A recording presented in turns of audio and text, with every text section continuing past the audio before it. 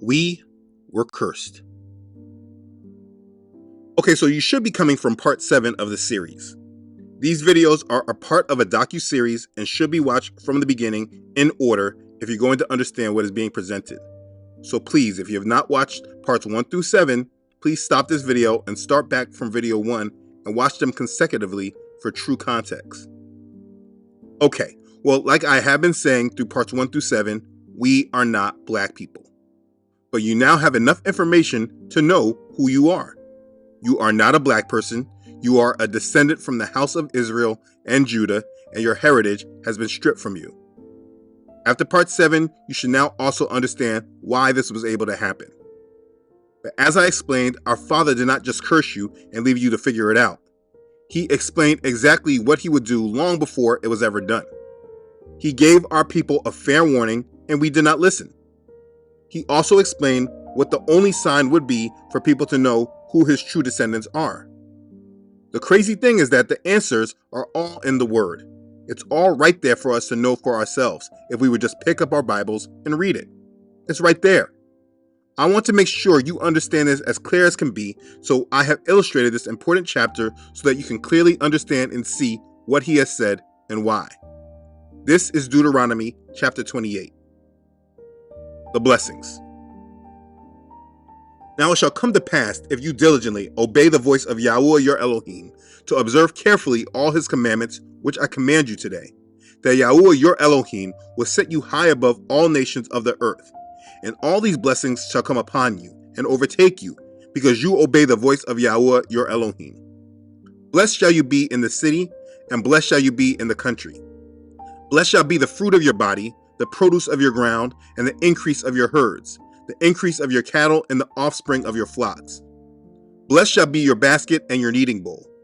Blessed shall you be when you come in, and blessed shall you be when you go out.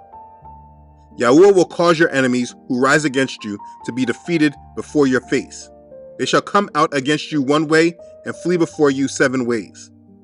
Yahweh will command a blessing on you in your storehouses and in all to which you set your hand, and he will bless you in the land which Yahweh your Elohim is giving you.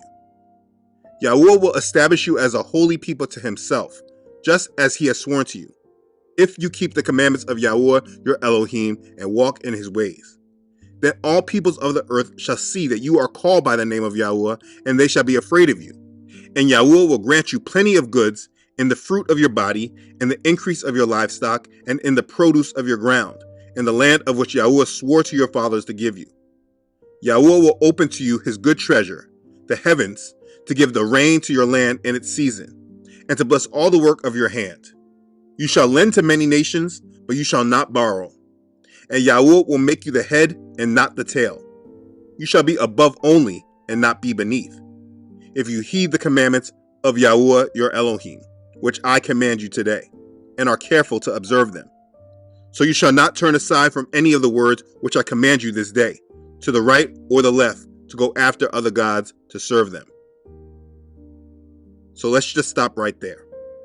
Verses 1 through 14 of this chapter, Deuteronomy chapter 28, speak of the blessings Israel will receive if they obey Yahweh's commandments, and as we review the history of the Israelites in the Old Testament, we can see some of this fulfilled when King David and King Solomon were kings of Israel. Kings and queens would come afar to hear the wisdom of Solomon, and Israel was blessed with abundance. King David led Israel in righteousness, and they were blessed and highly favored because of this. You see, Yahweh desires to bless us, but it requires our obedience. Now, according to the scriptures, the obedience of Israel, it was not long-lived, and Israel disobeyed Yahweh. Now, let me say this. In part 6, I have explained who we are by understanding history. At part 7, by going through why our oppression was able to happen to us through understanding the scriptures. But there is truly only one way of understanding who Israel is today. Everyone has opinions on this subject, and this subject can be highly controversial for obvious reasons. But the overall truth of it is that this is a biblical topic, and if we're to truly understand who Israel is, we must look at it biblically first. And so though I have explained who you are by reversing through history, the only true way of looking at this is by the only sign that our Father has said he will use to show who we are. The culture of Israel is not by paintings and images. They were not allowed to do this according to their Torah. The culture definitely is not going to be found through DNA science. You see, I reject DNA science for a simple reason that it seems everyone that believes in it simply chooses to ignore. Now, understand, I don't mind using it for matching parents of family because you know what it is that they're comparing it to. I don't disagree with that. The problem I have with them using it for history is the question of who is it that these people are being used to compare it to? Who is the reference point for their DNA? Like, these are the same ones that later on will be using the Shroud of Turin to justify who the Antichrist is.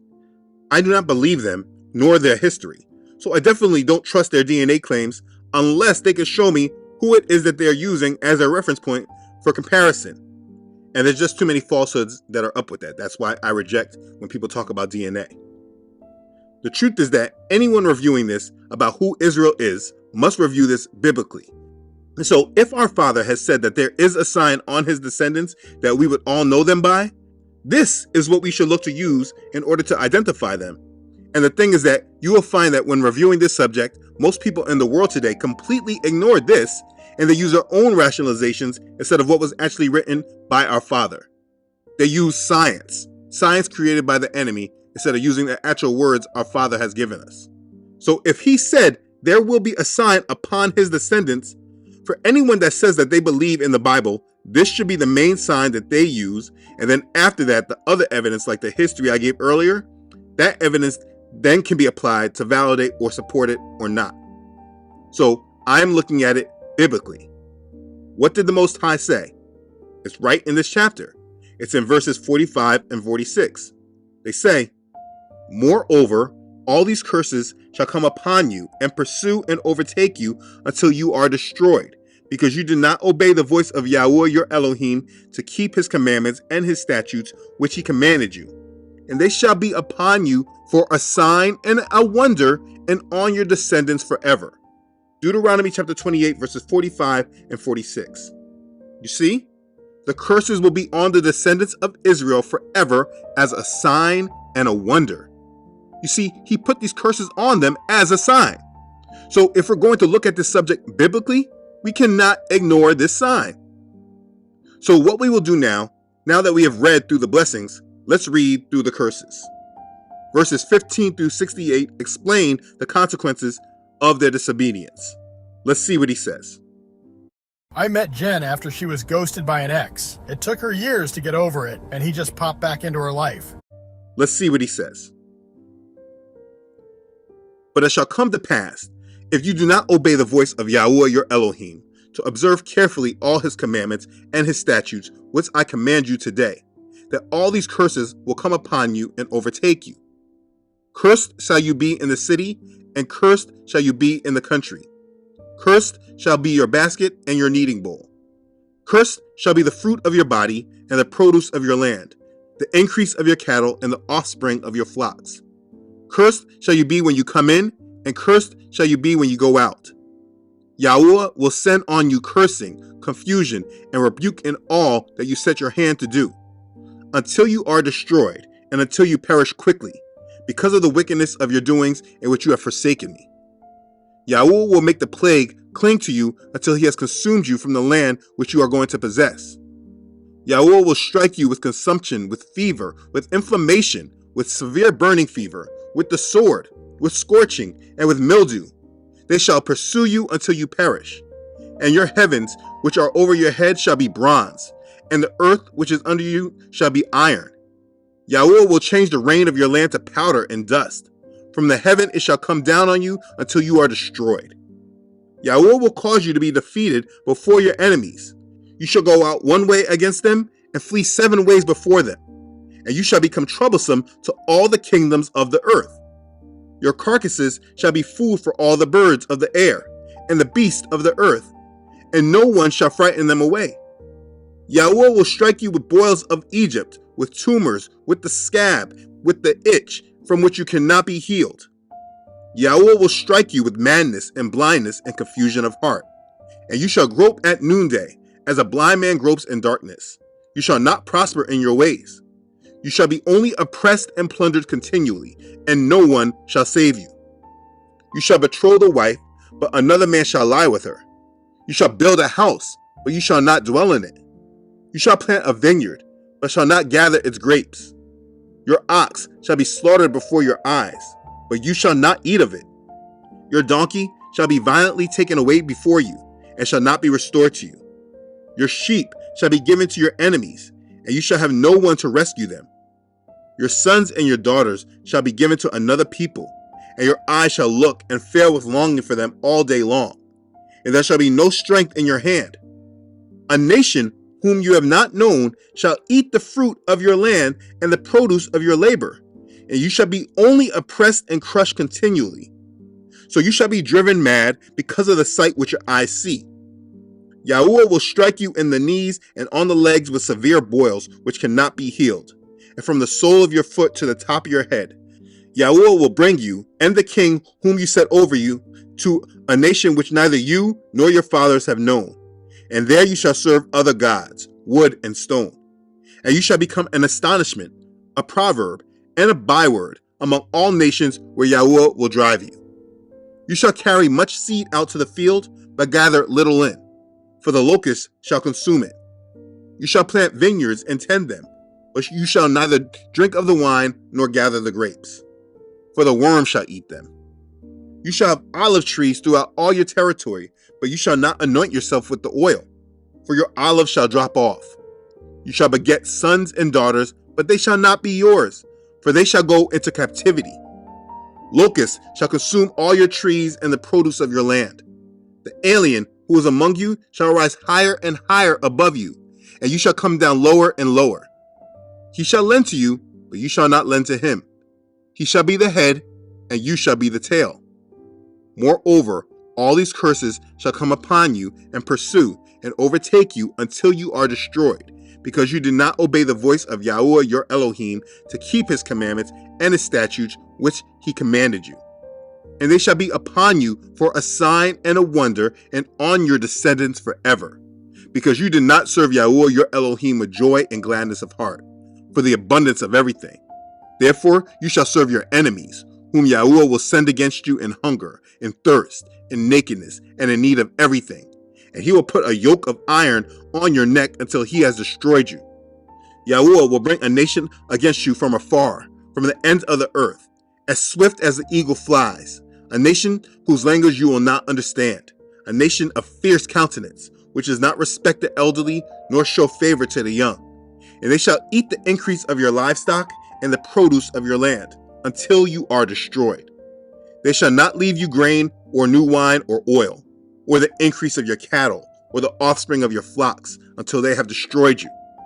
They shall besiege you at all your gates until your high and fortified walls, in which you trust, come down throughout all your land. And they shall besiege you at all your gates throughout all your land, which Yahuwah your Elohim has given you. You shall eat the fruit of your own body, the flesh of your sons and your daughters, whom Yahuwah your Elohim has given you, in the siege and desperate straits in which your enemy shall distress you. The sensitive and very refined man among you will be hostile towards his brother, toward the wife of his bosom, and toward the rest of his children whom he leaves behind, so that he will not give any of them the flesh of his children whom he will eat, because he has nothing left in the siege and desperate straits in which your enemy shall distress you at all your gates. The tender and delicate woman among you, who would not venture to set the sole of her foot on the ground because of her delicateness and sensitivity, will refuse to the husband of her bosom, and to her son and her daughter, her placenta which comes out from between her feet, and her children whom she bears.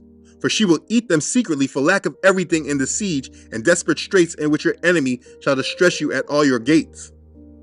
If you do not carefully observe all the words of this law that are written in this book, that you may fear this glorious and awesome name, Yahuwah, your Elohim, then Yahuwah will bring upon you and your descendants extraordinary plagues, great and prolonged plagues, and serious and prolonged sickness.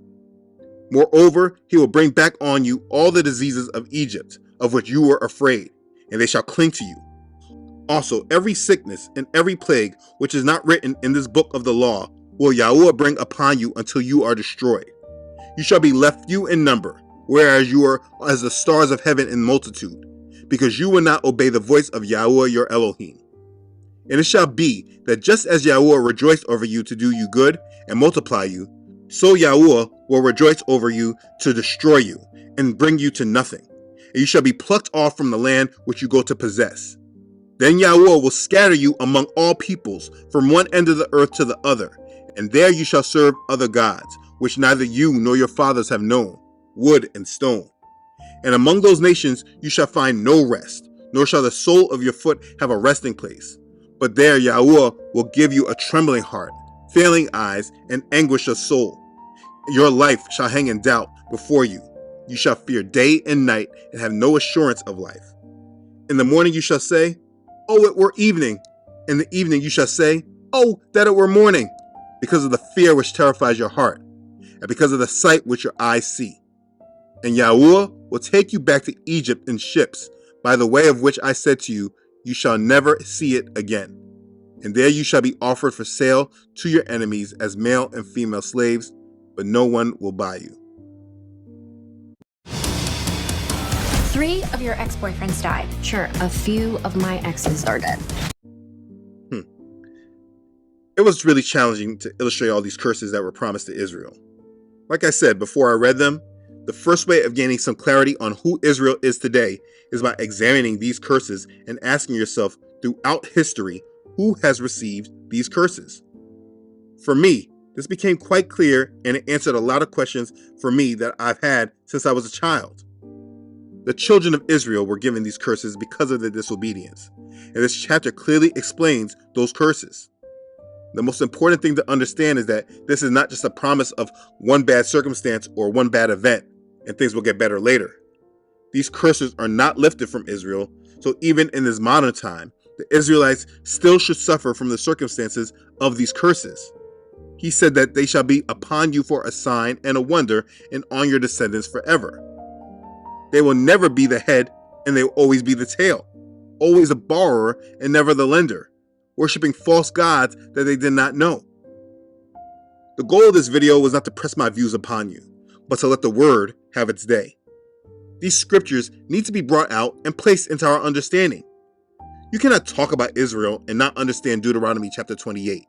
And if you're saying that a group of people are Israelites, then you must understand that these curses must apply to them.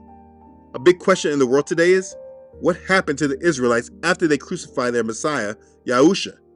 If you believe the word of Yah, then you know that these curses are what happened to them. And once this understanding is gained, then more knowledge can be applied to it. Here are some specific verses of the curses. Verse 25, Israel shall become troublesome to all the kingdoms of the earth. Verse 28, Yahuwah will strike Israel with madness and blindness and confusion of heart. Verse 29, Israel shall be only oppressed and plundered continually, and no one shall save her. Verse 30, Israelites shall betroth the wife, that means marry, but another man shall lie with her. They shall build a house, but they shall not dwell in it. They shall plant a vineyard, but not gather its grapes. Verse 32, Israel's sons and daughters shall be given to another people, and their eyes shall look and fail with longing for them all day long. There shall be no strength in their hand. Verse 33, a nation whom Israel has not known shall eat the fruit of his land and the produce of his labor, and Israel shall be only oppressed and crushed continually. So shall she be driven mad because of the sight which her eyes see. Verses 36 and 37, Yahuwah will bring Israel and the king whom Israel sets over her to a nation which neither she nor her fathers have known, and there Israel shall serve other gods, wood and stone. And Israel shall become an astonishment, a proverb, and a byword among all nations where Yahuwah will drive her. Verses 43 and 44. This alien, that means stranger, who is among Israel, shall rise higher and higher above her, and Israel shall come down lower and lower. He shall lend to Israel, but Israel shall not lend to him. He shall be the head, and Israel shall be the tail. Verse 48. Therefore Israel shall serve their enemies, whom Yahuwah will send against them in hunger, in thirst, in nakedness, and in need of everything. And he will put a yoke of iron on Israel's neck until he has destroyed them. Verse 49 and 50. Yahuwah will bring a nation against Israel from afar, from the ends of the earth, as swift as the eagle flies, a nation whose language Israel will not understand, a nation of fierce countenance which does not respect the elderly nor show favor to the young. Verse 64, Yahuwah will scatter Israel among all peoples from one end of the earth to the other, and there Israel shall serve other gods which neither them nor their fathers have known, wood and stone. Verse 66, Israel's life shall hang in doubt before them. They shall fear day and night and have no assurance of life. Verse 68, Yahuwah will take Israel back to Egypt in ships, by the way of which I said to you, you shall never see it again. And what I want to do right now is cover the last part, this verse 68. Because you know what? Through all these undeniable scriptures, people will read through all of them and use the last line of verse 68 incorrectly and then use it to negate and reject all the other evidence that is so clear about our plight. Verse 68 says, and there you shall be offered for sale to your enemies as male and female slaves, but no one will buy you.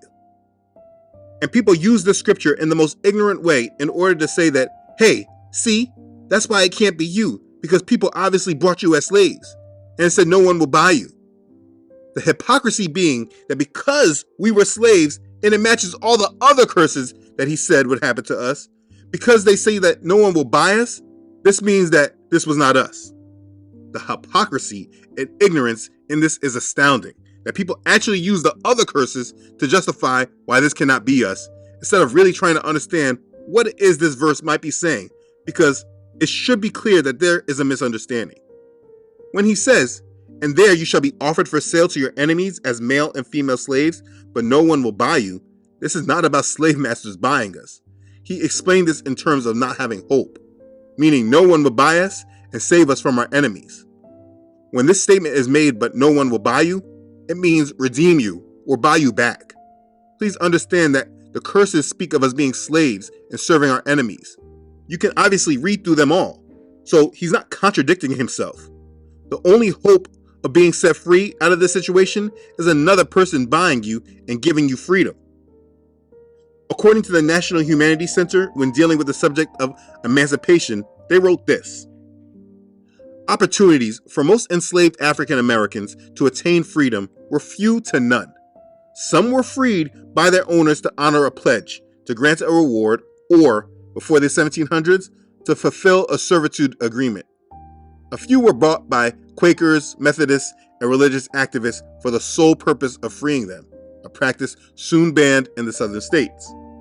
Many ran away to free territory, and some of these fugitives succeeded in avoiding capture and forced to the south. You see, it said the opportunities for most enslaved Hebrews to attain freedom were few to none, and even if some did try, the practice was banned shortly after. As Yahuwah said, they will be offered to sale by our enemies, and no one would buy us. There would be no hope. If you were to apply it the way people want to use it, that's not a curse. If you understood it that there you should be offered for sale to your enemies as male and female slaves, but no one will buy you. If our enemies did not buy us as slaves, that's not a curse. That's a blessing. People use these verses falsely and then hold up their application of it in pride. It's absolutely ridiculous. When it says no one will buy you, it's speaking of redeem you or buy you back. Understand that. Anyways, again, I'm going to repeat verse 46. And they shall be upon you for a sign and a wonder, and on your descendants forever. I went back to that verse because it clearly shows that these curses are a sign on the descendants of Israel forever. It's not leaving. So this understanding can take us very far in an awakening from certain lies that we've been told and truth that has been held back from us. If you're trying to understand truth, these curses must be placed in with your analysis. When understanding Israel, these scriptures can never be ignored. If you believe in his word and that it never comes back void, these scriptures must be taken into your analysis. For me personally, as I reviewed these scriptures and then looked into history, it became quite obvious to me that there is only one group of people throughout history that all these curses can be applied to. The children of Israel are scattered all over the world, and they have the same problems no matter where they are. Look in America and in the Caribbean, in South America, and review those who have been taken as slaves and were severely oppressed and still suffer through to this day. Look in the UK and in Europe. Go down to South Africa and review the history of the oppressed. Try to look up the history of the slaves that were taken for the transatlantic slave trade. In mainstream history, there's not much history given of these people before they were taken as slaves. Their history was taken and destroyed, and most of it was not taught to us in schools. I mean, how many of you knew of the Songhai Empire or the Zah dynasty of the Hebrew kings of Ghana? You see, there are reasons for this lack of understanding. The Israelites are under the curses to this day. This is not just the oppressor's fault, though they are obviously not blameless, but the fault is on our forefathers. You see, the Hebrews that descended from the transatlantic slave trade, they try to latch on to others' cultures because we don't have an identity of our own. We forsake our true Elohim and believe in others like the Egyptian gods Ra and Horus. We forsake our own history, looking at it as fiction, believing our oppressors' lies. This is all because of the curses. And now that many of Israel are waking up, those that are awakened, instead of submitting willfully to our Creator, they want to use our blood as an idol, and this should not be done as well. The only hope for Israel, along with the rest of the world, is to surrender to the will of Yahuwah and preach the Messiah to the lost world. This information is not given to place one group of people above another. It's not to make others feel less important. It's only given to provide truth on a subject that's not spoken about, but has everything to do with our future. So, I will stop here. You see, I know racism and spiritual wickedness will make many deny this truth and speak against this video because of the conclusions drawn. But this video was not meant for them. This video is not to bring division, but clarity. There should be an understanding that the hatred that was upon the Hebrew slaves in America was because of the devil and his hatred of Yahuwah. People didn't hate these Hebrews because of their skin color. That's deception. People hated these Hebrew people because of spiritual wickedness and rebellion against Yahuwah, while ironically at the same time professing love for him. Racism, hatred against another person solely because of the color of their skin, this is caused from demonic forces. It is a spiritual thing, not something that is just mental. These scriptures should bring clarity to those who need it in these last days, and that has been my assignment. To bring the word of Yahuwah to ears that are ready to receive it, and if that is you, I hope this opens your eyes, ears, and mind to things that may have been hidden. There is a next part of this understanding, and it goes together with these curses.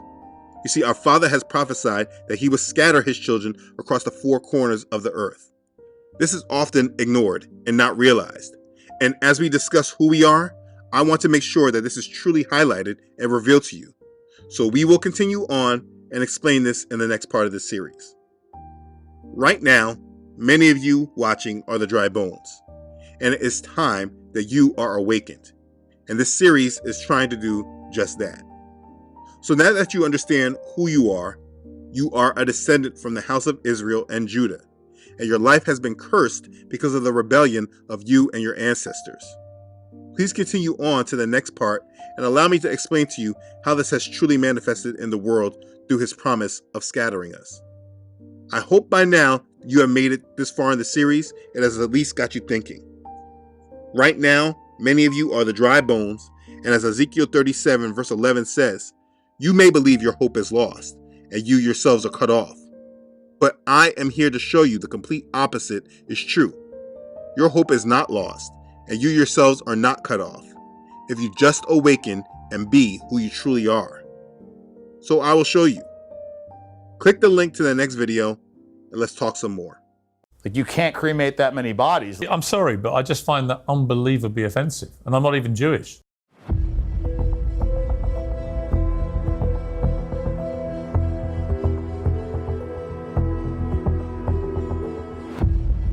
Poland agrees to change Auschwitz tablets. After 50 years of deflecting the request of Jewish groups, the Polish government has agreed to change the wording on stone tablets at Auschwitz and Birkenau, the adjacent Nazi camps where more than 1 million Jews died during World War II. The move follows decades of appeals by Jewish groups who say the current plaques do not fully reflect the suffering of Jews there and focus too heavily on the camp's non-Jewish victims. So they're saying that according to them at Auschwitz, that number is highlighting those that were non-Jewish. But notice what they say. While thousands of non-Jews were among the estimated 1.5 million killed at Auschwitz, the victims were predominantly Jewish. This is the original tablet. 4 million people suffered and died here at the hands of the Nazis. Murders between the years 1940 and 1945 said 4 million. But then when we go to the newest or the more up-to-date plaque, it says here, forever let this place be a cry of despair and a warning to humanity, where the Nazis murdered about 1.5 million men, women, and children. But notice the wording here. It says mainly Jews. So even with this 1.5 million, it's saying they were not all from the Jewish community. It goes from 4 million to 1.5 million. So if you take 2.5 million and subtract that from 6 million, that's going to put you down to 3.5 million. That's just at Auschwitz. So according to the anti-Semitic laws, what they're saying is, if you say or give the proof that I just shared, that there was 2.5 million numbers removed from that overall 6 million number, that can be considered an exaggeration. You see, this is where I'm like you. I think there's been a weaponization of all these things. Whether you're transphobic, you're racist, you're sexist, you're anti-Semitic, whatever it may be, you're Islamophobic. I mean, people just spray this stuff around all the time to the extent where it does become meaningless. And actually, people who genuinely are those things, they get caught up in the wash and almost protected by the kind of wash of stuff. But when you hear someone like Dan Bilzerian, what do you feel about someone like him? Yeah, so I actually didn't watch that interview, so I haven't seen it in its full context, and I try never to weigh in on clips because there'll be something I'm missing, sure. And then everybody screams at me. But what I will say is this. The larger discussion that's happening right now is whether or not having survived a Holocaust gives you the permission to commit a Holocaust. And for whatever reason, people have been, what I would say, milking the Holocaust narrative in the same way that Black Americans were milking the slavery narrative, and essentially saying, like, we lived through this and we survived this, and so now nobody can say that anything we do is wrong. No, Miss Sophia. No, Miss Sophia, no!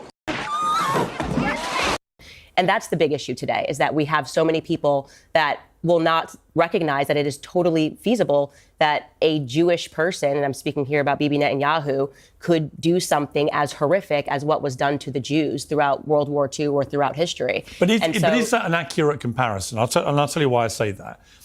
As we know, I mean, whatever Dan Bilzerian wants people to believe, 6 million Jews were killed in the Holocaust. Another 6 million people were murdered by Hitler and the Nazis. The numbers of people being killed in Gaza are, in my view, have gone way beyond what is acceptable as a response to October the 7th. However, you're still talking about, at the moment, a death toll of under 50,000. There's no comparison in the amount of dead people compared to the Holocaust. So do you understand why? But it is a Holocaust, what's happening. Well, is it though? Yes.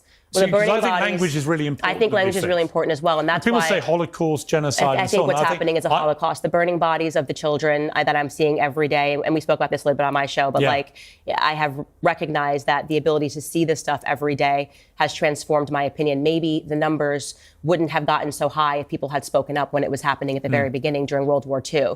And so I want to use my platform to say that I believe that they are intentionally executing a Holocaust. I think Bibi Netanyahu, there's tons of evidence, and obviously the Western media is not reporting on this, but the corruption trials that are going on with Bibi Netanyahu pertaining to October 7th and him editing the transcripts and the prior knowledge that he knew is now becoming extremely pertinent. It is a question as to whether or not he allowed the attacks to take place, essentially to then be able to go in and to commit this Holocaust against the Palestinians. Now, based on everything that I've looked into and stuff that I had not seen before, because the Western media doesn't cover it, Bibi Netanyahu caught off camera speaking about how he had no intention of following the Abraham Accords and how he was going to get around it.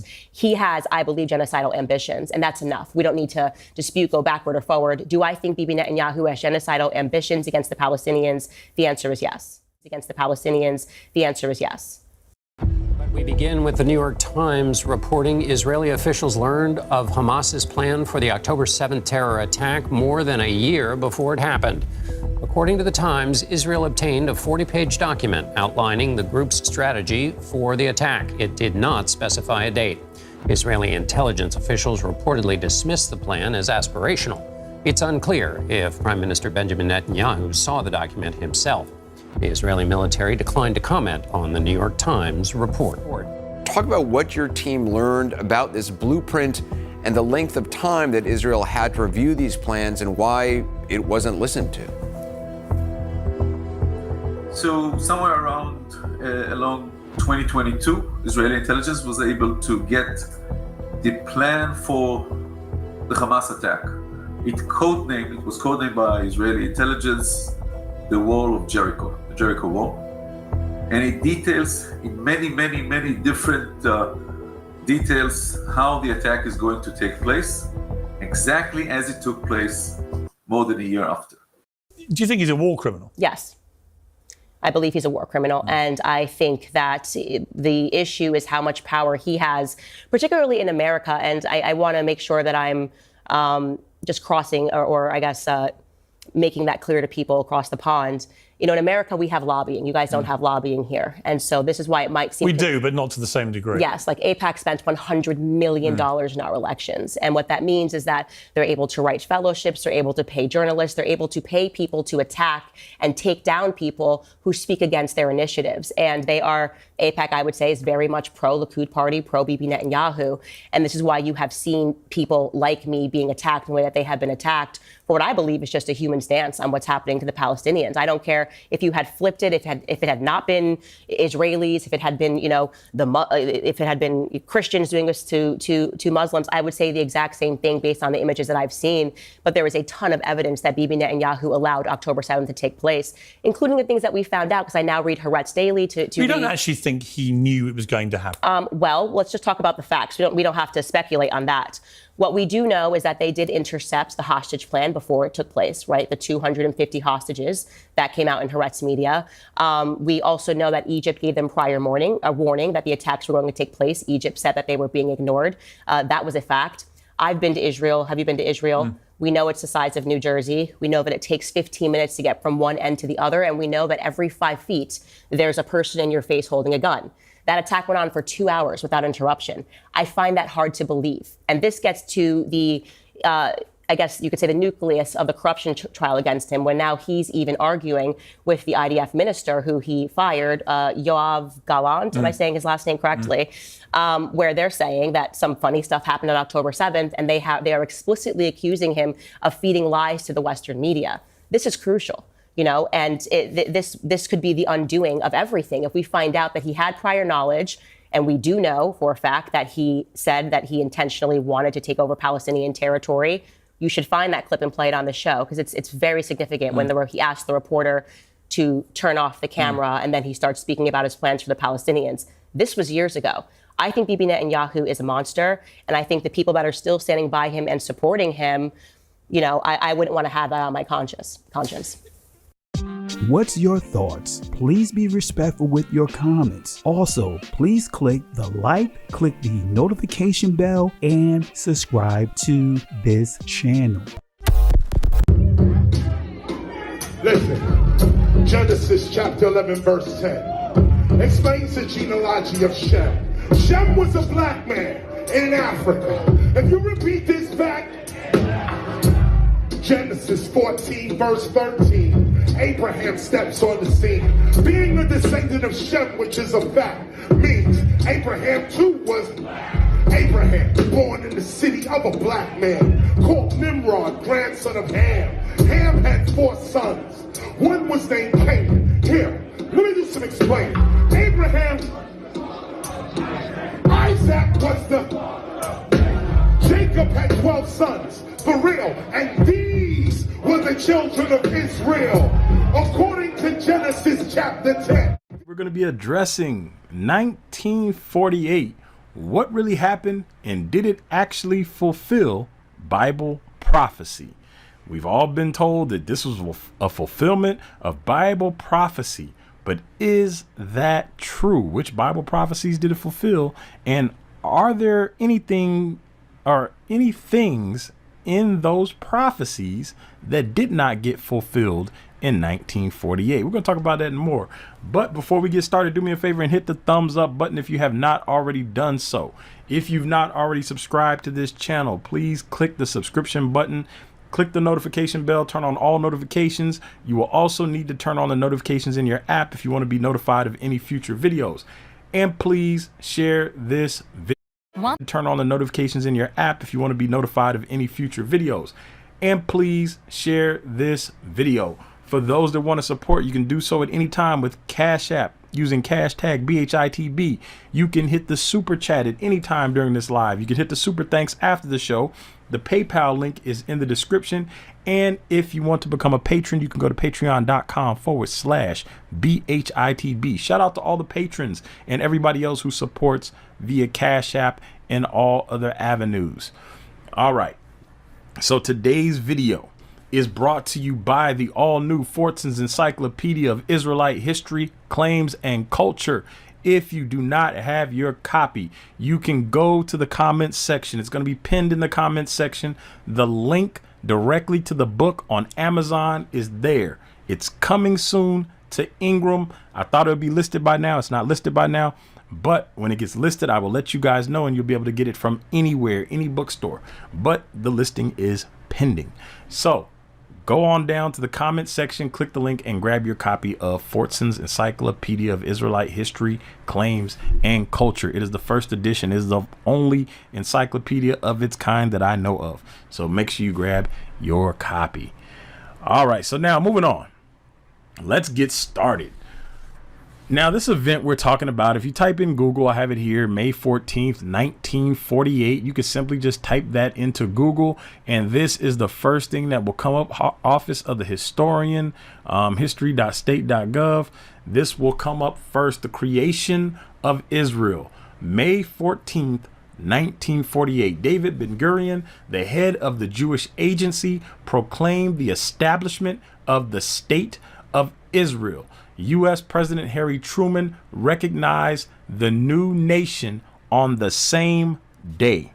So the nation or state of Israel did not exist until May 14th, 1948.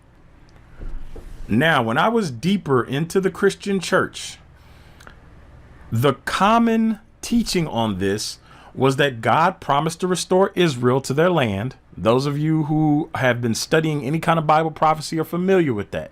And this is why I'm against lumping all Christian doctrine together, because not all Christians believe that these promises have been passed on to the church. Not all Christians believe that God has abandoned Israel. Not all Christians believe that these things are allegory or done away with. There are differing beliefs. So one belief among Christians is that, yes, everything God said still applies to Israel. And yes, those things will be fulfilled. Now, some people believe that some of these promises were fulfilled on May 14th, 1948, when Israel went from not being a nation to being a nation once again, or so we think. It's a lot of interesting stuff we're going to cover here. So the question is, how did we come to this point? How did it get from Israel not being a nation to May 14th of 1948, where David Ben-Gurion is saying, hey, the state of Israel has been established, and the U.S. president recognizing it as a nation on the same day? Now, some people will say this happened overnight. This happened out of the blue. Nobody was expecting it. But that's not true. What happened was, this was years in the making. So now, here, this is from Al Jazeera, and I'm going to read part of this because this gives a good explanation on the Balfour Declaration. Do me a favor and press 1 if you have heard of the Balfour Declaration. 2 if you have never heard of this. I'll say this. I was caught by surprise the very first time I found out about this, because again, in the Christian church, you'll hear about all this stuff, but you don't necessarily hear about what led up to this stuff. They'll say, well, Bible prophecy has been fulfilled because we can look at this right here. They're established as a nation. Now, a lot of you know that I always talk about the fact that Satan deceived the whole world. Satan is not going to leave that Bible alone. He's not going to let Bible prophecy appear to be unfulfilled. It's better to fake it and say the truth applies to this than to let the real thing happen. And then people find out the actual truth, and then he can't avoid the lake of fire. It's been my theory or premise for a long time that a lot of this is happening is because the enemy wants to avoid his ultimate fate in the lake of fire. And Christianity, modern Christianity, is the vehicle he's using to do so. And I'll show you guys, I've showed you guys other things. I showed you guys the stuff from the Inquisition, the transatlantic slave trade. And now we're going to look at this event as well, which seems like just another deception. All right, so now I'm going to read this. More than a century on, the Balfour. There are two ways to help lose weight: by eating this food for breakfast, or the thing 90% of people do. Which would you? All right, so now I'm going to read this. More than a century on, the Balfour Declaration explained. So more than 100 years since Britain's controversial pledge, here is everything you need to know about it. So this was published in 2018. Let me see, let me close this. It says the Balfour Declaration, which resulted in a significant upheaval in the lives of Palestinians, was issued on November 2nd, 1917.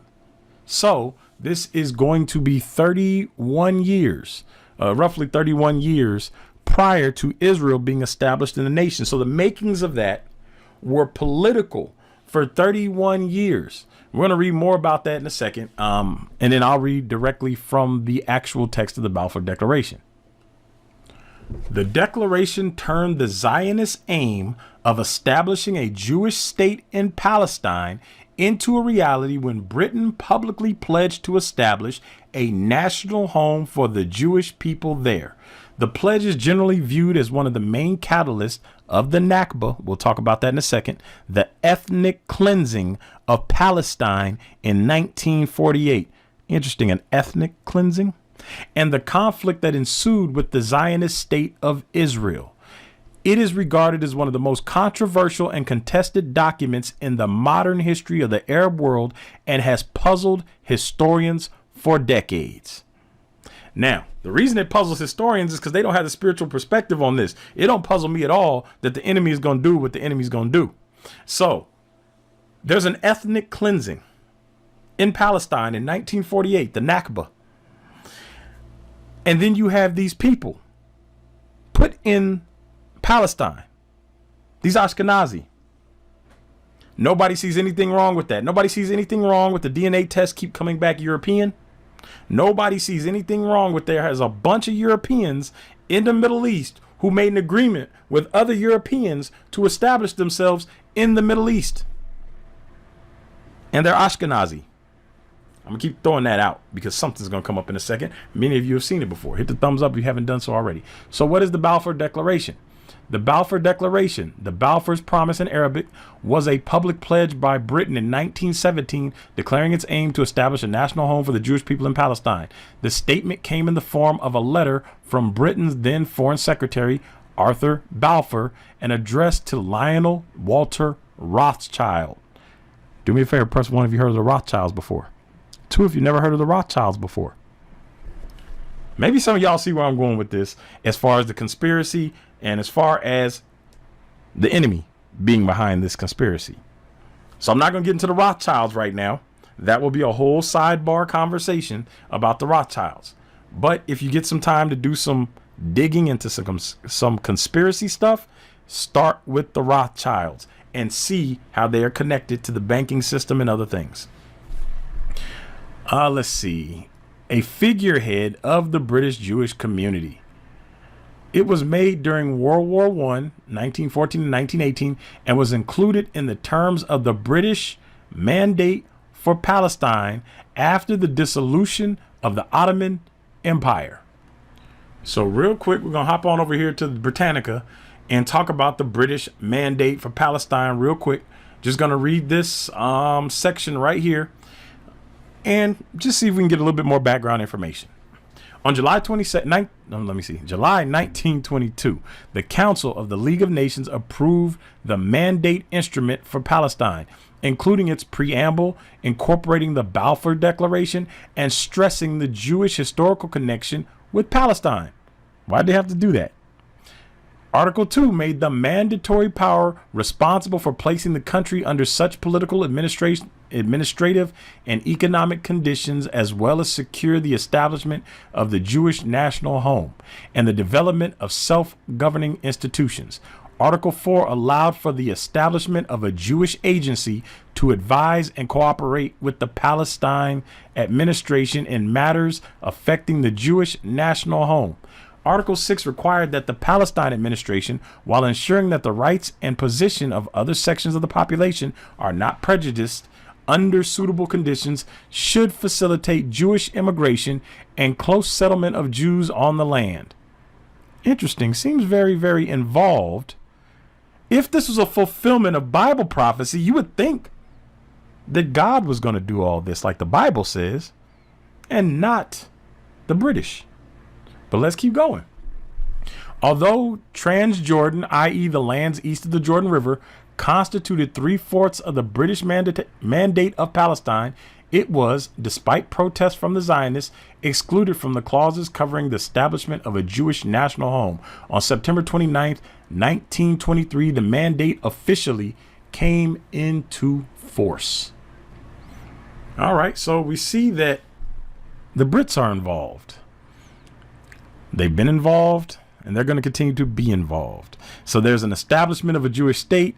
In 1917, it's requested. In 1922, they're going to fulfill the request. We're going to come back and read the Balfour Declaration, actual words, in a second.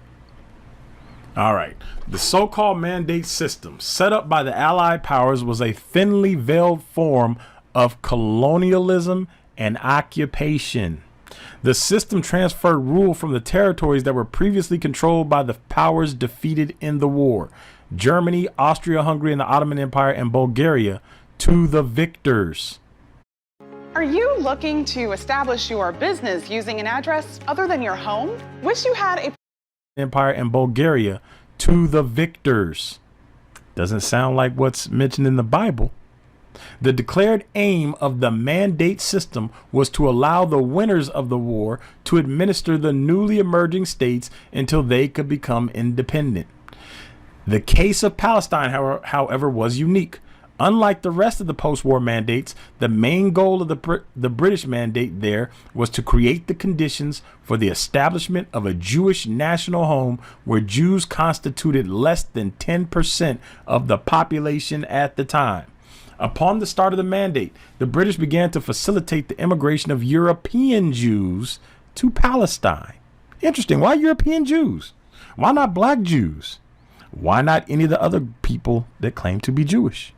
Why did they start with the European Jews? Just a question. Between 1922 and 1935, the Jewish population rose from 9% to nearly 27% of the total population. Interesting. And then I'll do this right here.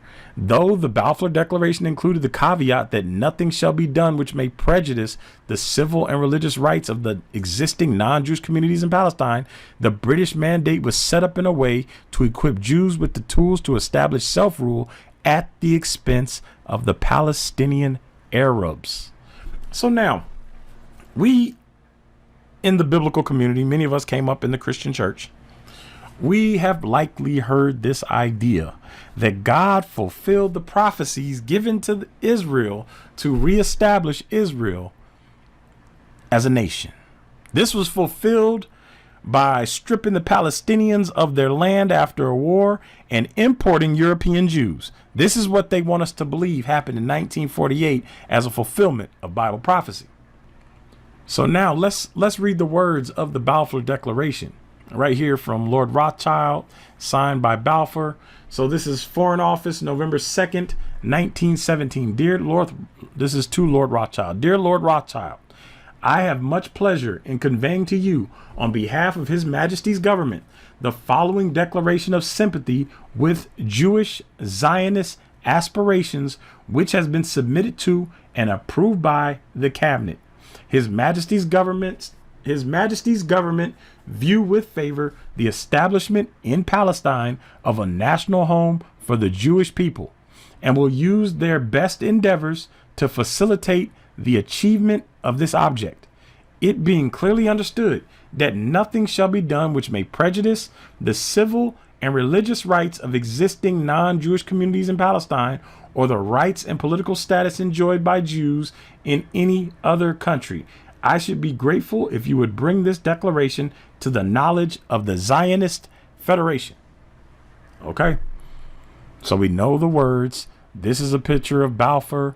I believe this is Balfour, if I'm not mistaken, right here. But yeah, this is the declaration. And England or Britain, the British promise to establish a Jewish state in the Middle East. This is 1917. We see in 1922, the British mandate for Palestine goes into effect. And then by 1948, 26 years later, there is a declaration of now we have a Jewish state. We don't see God mentioned anywhere in this. And the things that are supposed to unfold don't unfold like they say. So now let's look at this from the other side, because we only get the one side. The Christians say God fulfilled this promise and this is what we've been waiting for. And now all this other stuff is supposed to happen. So let's look at this. The NABCA. The NABCA did not start or end in 1948. Key facts and figures on the ethnic cleansing of Palestine. Interesting here. This is written in 2017 before the other article. So it says every year on May 15th, Palestinians around the world, numbering about 12.4 million, mark the Nakba, or catastrophe, referring to the ethnic cleansing of Palestine and the near total destruction of Palestinian society in 1948. Now that is interesting, because we know that the letter, it said what here? It being clearly understood that nothing shall be done which may prejudice the civil and religious rights of the existing non-Jewish communities in Palestine. And then we read over here that the Palestinians are commemorating the Nakba, or catastrophe, and the near total destruction of their society in 1948. And some people say, well, that's biblical. We're going to see in a second. Is it biblical? Or is it the enemy? Do you know what eating cabbage can do to your heart? Cabbage is a cruciferous vegetable that resembles lettuce. Some people say, well, that's biblical. We're going to see in a second. Is it biblical? Or is it the enemy trying to make something appear as though it's a fulfillment of Bible prophecy? Come back to that. The Palestinian experience of dispossession and loss of a homeland is 69 years old this year. On that day, the state of Israel came into being.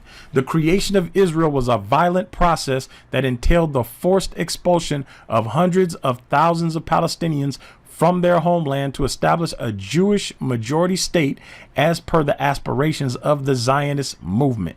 Between 1947 and 1949, at least 750,000 Palestinians from a 1.9 million population were made refugees beyond the borders of the state. Zionist forces had taken more than 78% of historic Palestine, ethnically cleansed and destroyed about 530 villages and cities, and killed about 15,000 Palestinians in a series of mass atrocities, including more than 70 massacres. Interesting that they did all of this in a fulfillment, I'm using air quotes, of Bible prophecy. Or was it? Though May 15, 1948 became the official day for commemorating the Nakba, armed Zionist groups had launched the process of displacement of Palestinians much earlier. In fact, by May 15th, half of the total number of Palestinian refugees had already been forcefully expelled from their country. Israel continues to oppress and dispossess Palestinians to this day, albeit in a less explicit way than during the Nakba. So on one hand, we have Christians celebrating an event, supposedly prophecy fulfilled by God, as promised in the Old Testament. And on the other hand, we have the Palestinians, the native Palestinians, saying, no, this was a massacre. This was an ethnic cleansing, and you stole 78% of our land. It's interesting the two vastly different perspectives on the Nakba. So now we're going to take a look at the Bible. We're going to take a look at some stuff. The Bible says some things are supposed to happen when God restores Israel. We know that those things did not happen according to history in 1948. I'm going to start with Genesis 9 because I believe it's very relevant. And then we're going to move over into Genesis 10 because that is relevant as well. Now, when we get to Genesis 9, we see the story of Noah, Ham, Shem, Japheth. Ham's son Canaan ends up being cursed. So we'll start at verse 25 and we'll come down to 29. Now, there's an interesting reference in here, and I like to point this out because to me it is very, very important in this study. And when we talk about fulfillment of Bible prophecy. So he said, "Cursed be Canaan." This is Genesis 9:25. "A servant of servants shall he be unto his brethren." And he said, now, a lot of them will call this the curse of Ham and say, "A servant of servants shall he be to his brethren." His brethren would technically be other Hamites, but there's other curses in there. But we'll just keep going. So this was used to justify slavery, enslavement of black people during the transatlantic slave trade and other time periods. People will use this. It says, "And he said, Cursed be Canaan, a servant of servants shall he be unto his brethren. And he said, Blessed be the Lord God of Shem, and Canaan shall be his servant." And this is what I'm talking about. There's other curses in there. "God shall enlarge Japheth, and he shall dwell in the tents of Shem, and Canaan shall be his servant. And Noah lived after the flood 350 years, and all the days of Noah were 950 years, and he died." Now, this part right here, 9:27, "God shall enlarge Japheth, and he shall dwell in the tents of Shem." And people look at that as if it's a positive. Now, if we bother to look in the Strongs, we will find something highly suspicious about the translation of Japheth being enlarged. So now, let's go over to, this is BibleHub.com. This is Strong's number 6601, patah, or patah. Now, it says to be spacious, wide, or open, aka enlarged. Okay, but if we keep reading down here, I'm not going to read all this because I hate the way it's written. Anyway, we're going to come down to the exhaustive. Allure, deceive, enlarge, entice, flatter, persuade, or silly one. Those are all alternative interpretations or translations of the word. If we read here, it says a primitive root to open, i.e. be, causatively make, roomy, usually figuratively in a mental or moral sense. AKA, I want to know the difference between comprehensive and collision coverage. Is it your first card? Yes. Okay, then it's sense. AKA, it seems like he's saying he's going to make Japheth big-headed. It says a mentally or moral sense. So Japheth is going to have an inflated ego, or they're going to become big-headed. It says mentally or moral sense. It doesn't say a literal sense, like enlarging their territory or them as a people. Now it goes on to say to be causatively or to make simple or in a sinister way, delude, allure, deceive, enlarge, entice, flatter, persuade, or silly one. It's used in a negative connotation. Now, if we scroll back up here, we see the Englishman's Concordance. Now, it's going to show us all the places this word appears, 6601 patah, and it's going to show us how it is translated in the Hebrew, the NAS, the KJV, and the INT. So this is the, let me see, the Interlinear Bible, King James Bible, and the New American Standard Bible, and in Hebrew, of course. So now, let's just look at some of the places it appears and how it's translated. We see here in Exodus 22, it's translated as seduce or entice. Here is going to say Deuteronomy 11:16, are not deceived, be not deceived, or deceived. Judges, it's enticed. Judges 14:15, 16:5, entice. 2 Samuel 3:25, deceive, entice, persuade, deceive, entice, or is it persuade, entice? Let me see. Entice, persuade, entice. simple one, silly one, simple, deceive, entice. This right here is translated as became. Once again, you have deceive, flatter, entice, entices, deceive, so on and so forth. You get the picture. You guys can go through all this. But interesting that the only place it is translated as enlarge is here in Genesis 9:27. So now if we take up a moment to look up the definition of entice, we get attract or tempt by offering pleasure or advantage. Isn't that the same thing Satan tried to do to Christ on the mountain?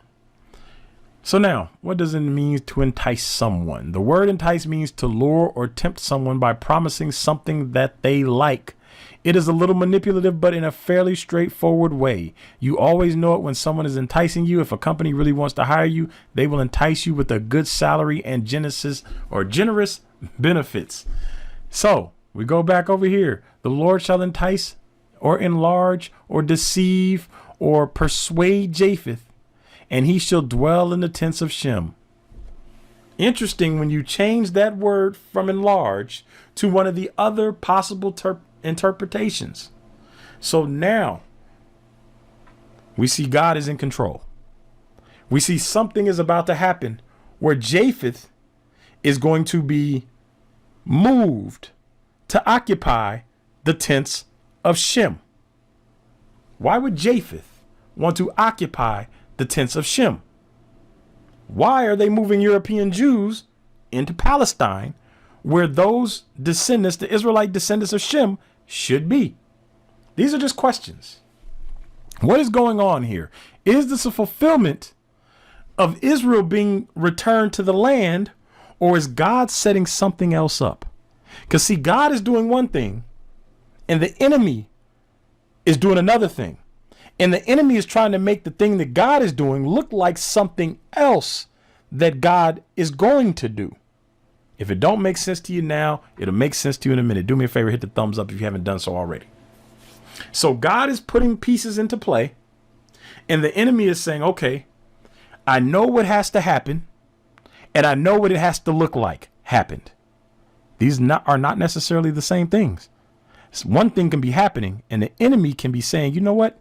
Let me make it look like another thing is happening. So now let's go to Genesis 10. Genesis 10 is known as the table of nations to most people that are involved in Bible study. And for those of you who know I've been teaching this subject for a long time, I believe that Japheth, the descendants of Japheth, are the Gentiles. I do not believe it refers to the northern tribes in the New Testament. I don't believe God spent the entire Old Testament building up a case for the proper noun usage of goy or goyim to apply to a specific people, and then later on changes the use of Gentile or heathen when it becomes ethnos in the New Testament. And you guys can go watch my series on the Gentiles that I did. I'm not going to get too far into that, but I don't believe God is inconsistent. I don't believe God is the author of confusion. I don't believe he would suddenly change the reference of the Gentile. And if you guys are talking about the Hellenistic Jews, go do some research on the word Hellenist. It does not only refer to the Jews that took up a Gentile culture. That's just not true. It specifically refers to anybody non-Greek that takes up Greek culture. Anybody, not just Jews. So to say the word Hellenist refers to them is just not true. Let me say that again. To say it only refers to them is not true. It does refer to them, but it also refers to other groups of people as well, not just Jews who took up Greek culture and started living as Gentiles. It just doesn't work that way. So now, Genesis 10, it gives us the reference to Gentiles. Now, in the Christian church, we're told if you're not a Jew, you're a Gentile. But is that what Scripture says? They teach, one more time, if you're not a Jew, you're a Gentile. There's two problems with this. If you go watch my Gentile study, you'll see. I'm not going to go over Genesis 14, but when you get to Genesis 14, before there's ever a Jew on the planet, before there's ever an Israelite on the planet, you have Tidal, king of the Gentiles. Tidal is king of the Gentiles in Genesis 14. It says king of nations in your King James Bible and some other Bibles. It says he's the king of nations, but that word is he's king of the Goyim, the Gentiles.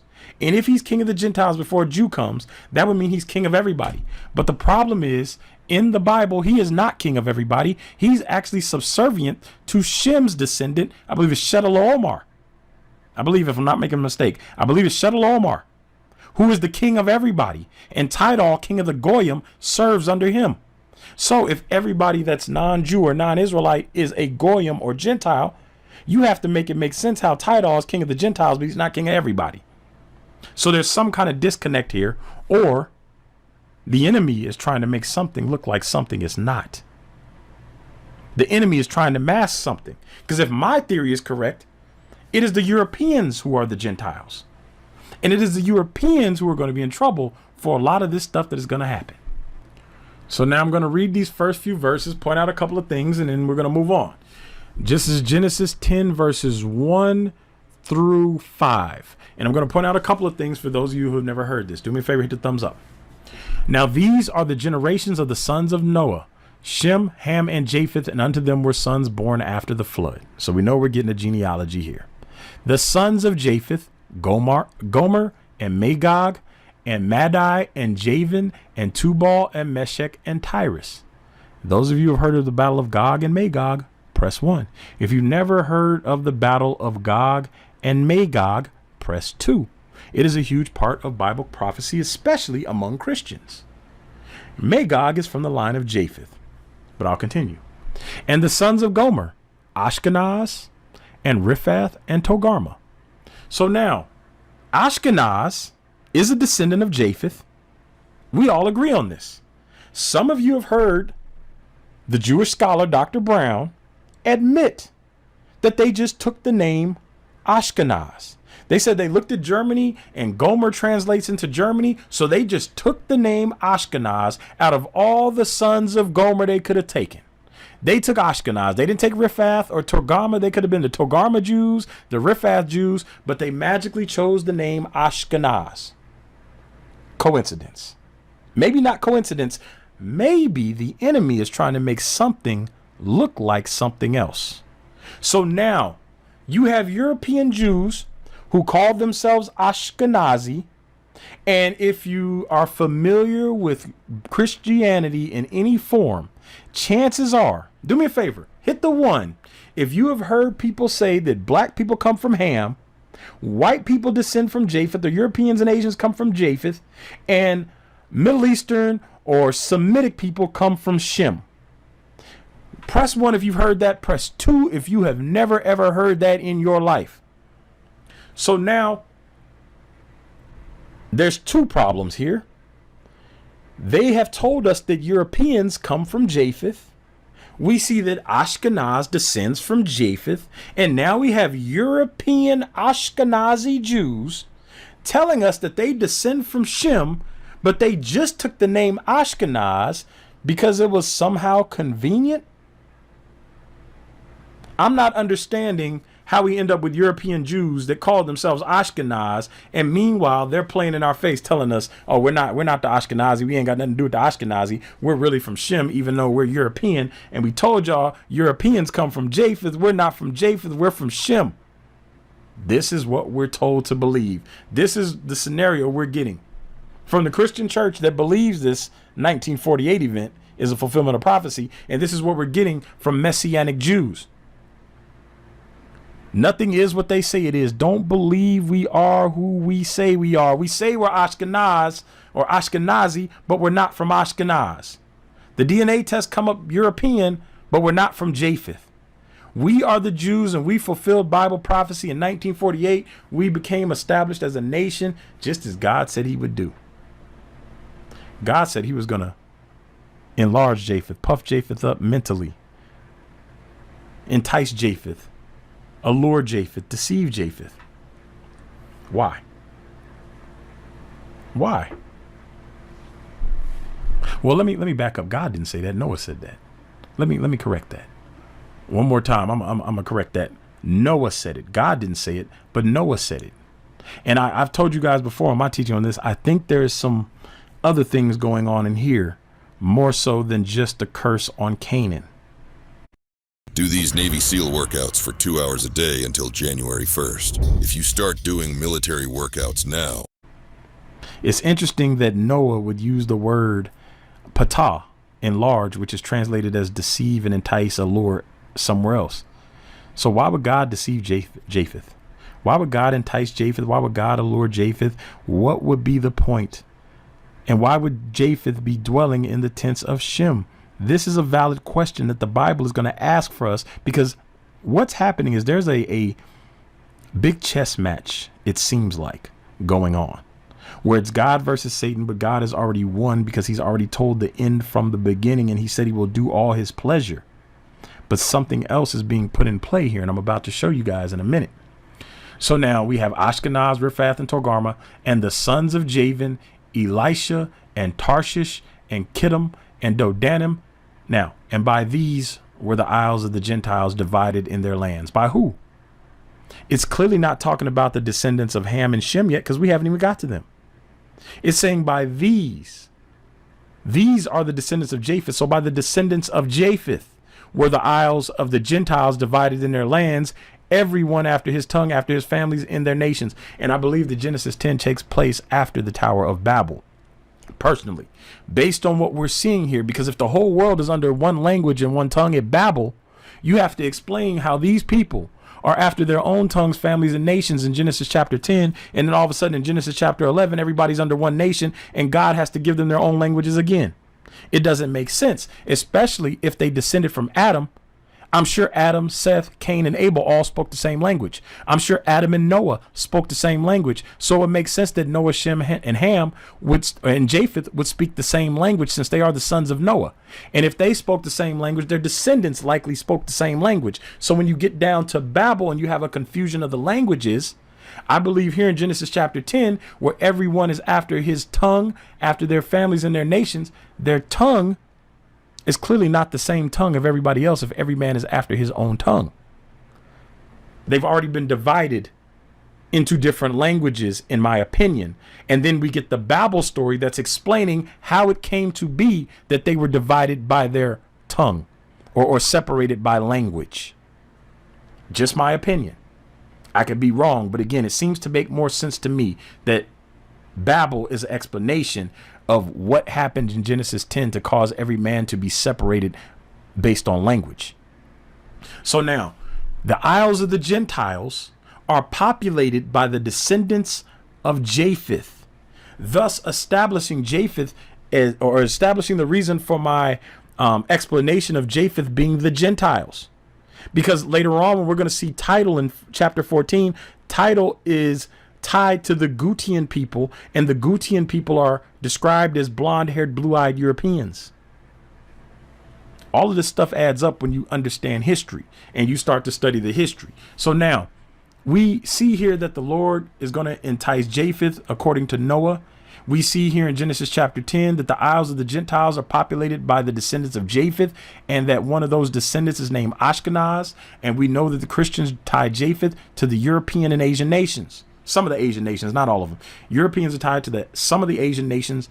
I'm sorry, Japheth is tied to some of the Asian nations and the European nations. So what is going on here? Why did God see fit to throw Ashkenaz in the book? Because if you believe the book is inspired by God, there's a reason that Japheth's line is specific, that Japheth's line populated the isles of the Gentiles. It's specific that Japheth's line was divided in their lands. These were the people that made up the isles of the Gentiles. I'm stressing that for a reason. So now we're going to come over here to Jeremiah chapter 12. We're going to start at verse 10 and we're going to read down to verse 17, 10 through 17. Many pastors have destroyed my vineyard. They have trodden my portion underfoot, and they have made my pleasant portion a desolate wilderness. Interesting, this pastor's doing it. They have made it desolate, and being desolate, it mourneth unto me. The whole land is made desolate, because no man layeth it to heart. The spoilers are come upon all the high places through the wilderness, for the sword of the Lord shall devour from the one end of the land even to the other end of the land. No flesh shall have peace.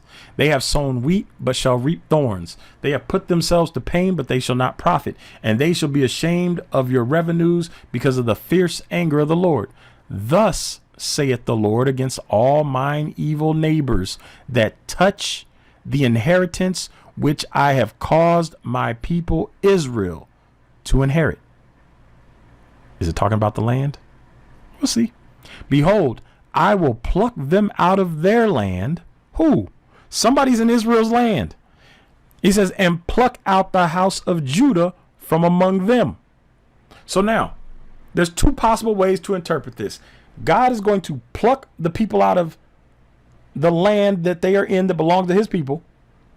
And then he's going to pluck Judah out of the other people's land. So there's going to be two pluckings. You're going to come out of my land that I gave my people. My people are going to come out of the land that you took them to, or that they're in right now. We're going to get to the took them to part. It says, and it shall come to pass, meaning this is prophecy that has not happened yet. At that time, it had not been fulfilled at that time. And you will run into these Christians who will tell you, no, it's about what was going on at that time, even though they believe in an all-knowing God that can tell the future and see the future from where he is in history.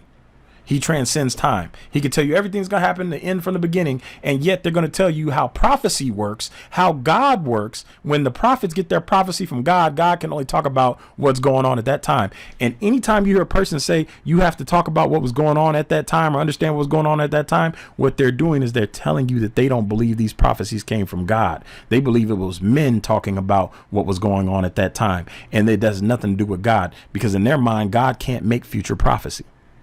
And yet we see right here, it shall come to pass that after I have plucked them out, I will return.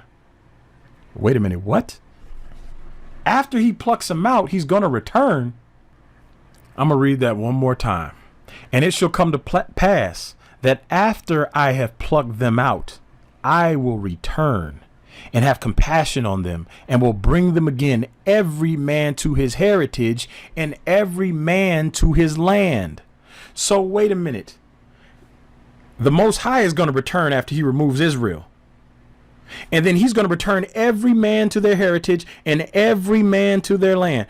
Press 1 if anybody remembers the return of the Most High after 1948. Press 2 if you do not remember the return of the Most High after 1948. But we're told this is a fulfillment of Bible prophecy where they get their land back, right? So let's keep reading the next two verses. And it shall come to pass, once again, future, it's prophecy, if they will diligently learn the ways of my people, not Christianity, not Islam, not any of the other religions or belief systems on this planet. If they who? The people that he's plucking out of their land, the other people in the world, the other nations, if they learn the ways of his people. Who are his people? Israel. To swear by my name. The Lord liveth, as they taught my people to swear by Baal, then shall they be built in the midst of my people. It doesn't say Jews have to become Christians. It says that everybody else has to learn the ways of his people. And if they do it, they will be built up in the middle of his people. And yet we have Christianity teaching that Israelites have to become like them, when the Bible says it's the other way around. I keep telling y'all, this thing, this modern Christianity, it's not of God. It's the, what do I call it? It's the faux religion. It's the thing meant to look like the real thing, but ain't the real thing. Everything is opposite. Did God say you can't eat of the fruit? Did he say you're going to die? No, you're not going to die. You're going to become like God. He knows if you eat of it, you're going to become like him. So did God say he's going to return after he put Israel back in the land? God didn't say that. Did God say you have to become like his people? He didn't say that. Not only is God not going to return, but his people need to be like you. This is what they teach. And it says, but if they will not obey, I will utterly pluck up and destroy that nation, saith the Lord. Seems crystal clear to me. So these people got to become like his people, and they got to obey, or God is going to destroy them. Seems pretty straightforward. But I want to emphasize right here, Jeremiah 12:15, because there's some things that's supposed to happen. If 1948 was a real fulfillment of Bible prophecy, we should have seen the return of the Most High. He says, and it shall come to pass, after that I have plucked them out, I will return and have compassion on them. So we did not see a return. I didn't. Maybe some of you did. I didn't see a return. Hit the thumbs up button if you haven't done so already. Hit the subscribe button. All right. So now, by the mouth of 2 or 3 witnesses shall a matter be established, right? So we see right here that people say, oh, you're misinterpreting it, you're misreading it. It doesn't mean he'll actually return after he plucks them out. Well, let's go to Deuteronomy chapter 30 and let's see what it says. This is after Deuteronomy 28, which is the Moab covenant, by the way. Deuteronomy 29 is them accepting the terms and conditions of the Moab covenant. And then you have chapter 30. And in chapter 30, these things are I'll say this, the curses are addressed. I'll say it that way. All right, so now here we are, Deuteronomy chapter 30, verse 1. We're going to read verses 1 through 3. Actually, we'll read 1 through 4. Actually, no, 1 through 5. All right, 1 through 5. We'll read 1 through 5. Deuteronomy chapter 30, verse 1 through 5. It says, and it shall come to pass. Interesting, same language. When all these things are come upon thee, the blessing and the curse which I have set before thee, and thou shalt call them to mind among all the nations, whither the Lord thy God hath driven thee. So Israel must first be driven among all the nations. So when people say that Deuteronomy 28 isn't Bible prophecy, they're lying, because Deuteronomy 28 are the blessings and the curse that Deuteronomy 30 is referring to. And God is saying you're going to call these to mind after you are driven into after you're in all the nations where I'm going to send you. So by default, common sense tells us this has to be a future event, because in Deuteronomy, they just came out of Egypt during the Exodus. So they're all one nation. They are not scattered as a nation. Then you're going to have to get all the way past the reign of Solomon before they get scattered as a nation. And we're going to see that even after the reign of Solomon, this Deuteronomy 28 prophecy has not been fulfilled all the way until after the time of Christ. And the Bible is going to tell us that. So let's keep going. It says, the Bible is going to tell us that. So let's keep going. It says, let me start here. And thou shalt call them to mind among all the nations whither the Lord thy God hath driven thee, and shall return unto the Lord thy God, and shall obey his voice according to all that I command thee this day, thou and thy children, with all thine heart and with all thy soul, that then the Lord thy God will turn thy captivity and have compassion upon thee, same language, and will return and gather thee from all nations whither the Lord thy God hath scattered thee. So wait a minute. Once again, he says he's going to return and gather Israel in Deuteronomy. And then in Jeremiah, he says it shall come to pass after that I have plucked them out, I will return and have compassion on them. So we have some of the same language being used. Jeremiah, he's going to return and have compassion after he's plucked them out. In the book of Deuteronomy, he's going to turn back their captivity, have compassion, return, and gather them from all nations. By the mouth of 2 or 3 witnesses shall a matter be established. So the question is, once again, did we see the return of the Most High with the regathering of Israel and the establishing of the state in 1948? Is that what we saw? Who got plucked up out of the land? The Palestinians? Is that what the Bible tells us is going to happen? The Palestinians going to be plucked out of the land so the European Ashkenazi Jews can be put in the land. Is this what we're going with as a fulfillment of Bible prophecy? Do me a favor, hit that thumbs up. If y'all want to support, hit that super chat or hit that Cash App, hashtag BHITB. So now let's look at the book of Ezekiel. Now, it's interesting that they titled this the Lament over Egypt, which is kind of misleading if you read the whole chapter of Ezekiel chapter 30. It does mention Egypt, but it's going to mention some other stuff. Egypt is going to be scattered, just like Israel's going to be scattered. Egypt's going to be scattered into multiple nations as well. Now, I want to point out a few things. I'm not going to get too deep into this, but I just want to point out some interesting things, some observations.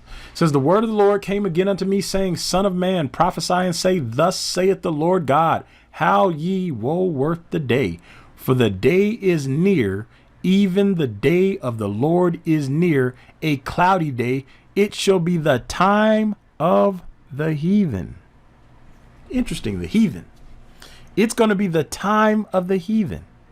And this is the only Old Testament equivalent that I found to the New Testament time of the Gentiles. It's tied to the day of the Lord. Now, it's interesting that this reference is tied to the day of the Lord, because when we come back to Luke 22, which we're going to do in a minute, they're asking Christ about his coming, the coming day of the Lord. And I told y'all, Revelation, I believe the book of Revelation is a detailed outlining of the day of the Lord as prophesied in the Old Testament. So here it's called the time of the heathen.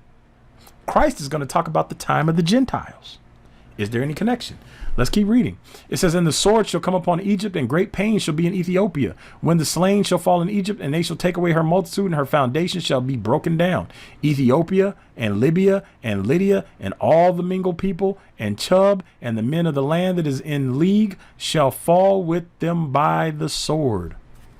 Thus saith the Lord, they also that uphold Egypt shall fall, and the pride of their power shall come down. From the tower of Syene shall they fall in it by the sword, saith the Lord God. So he's talking about the destruction of Egypt and the allies of Egypt.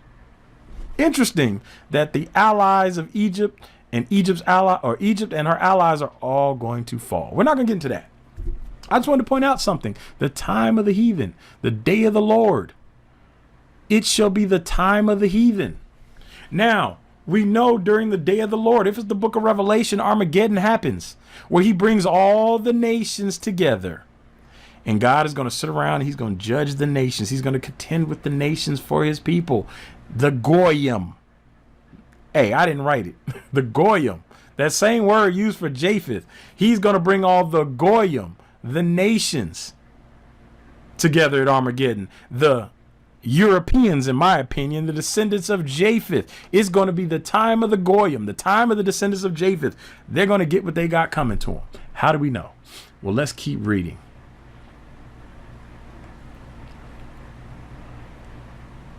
Let's see.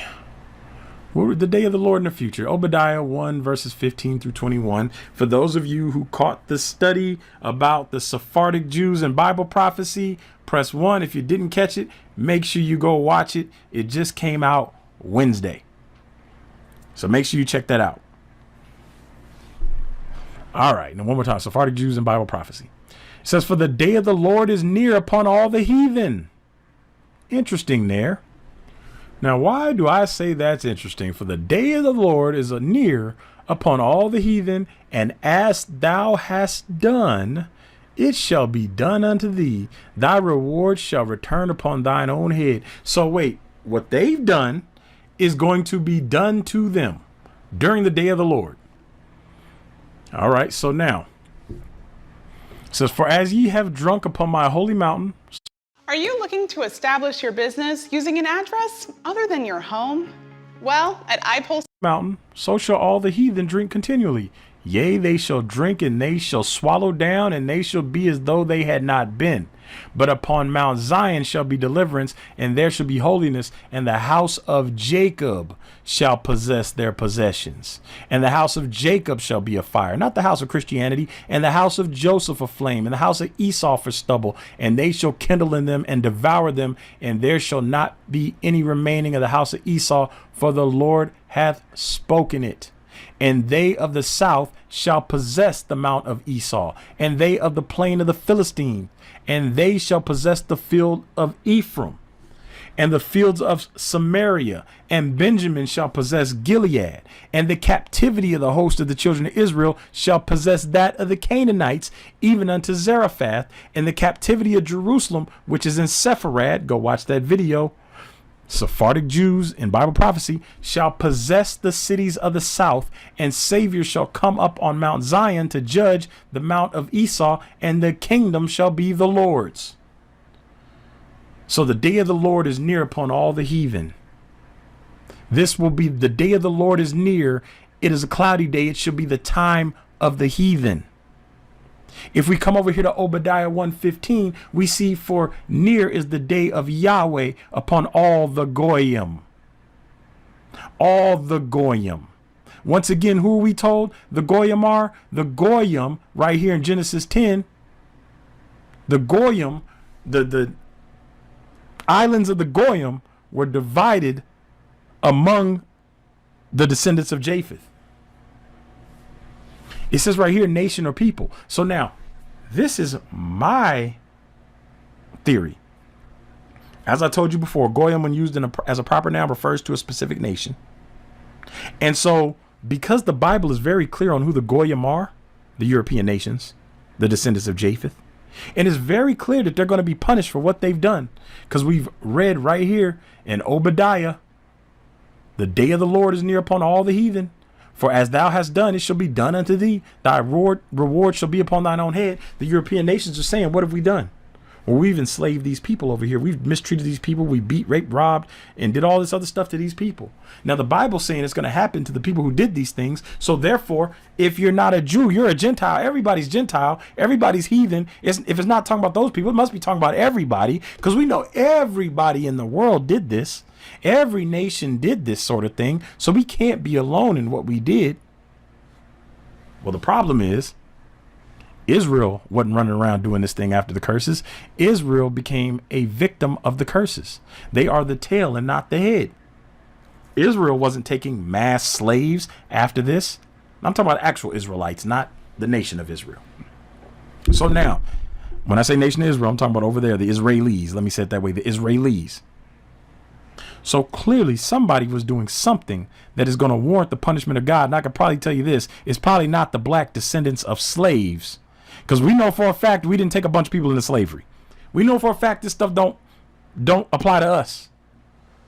We didn't take a bunch of people into slavery. We didn't displace God's people. We wasn't messing around with his land. So clearly it ain't talking about us. So let's keep going. So it's going to be the day of the heathen, the day of the goyim. And as I started off telling you guys, I believe Revelation, the book of Revelation, is a detailed account of the day of the Lord. And when we get to the book of Revelation, we see in Revelation 13:10, we'll start at 9. It says, if any man have an ear, let him hear. He that leadeth into captivity shall go into captivity. Oh, what? Slavery? Somebody's leading somebody into slavery. They're going to go into slavery. He that killeth with the sword must be killed with the sword.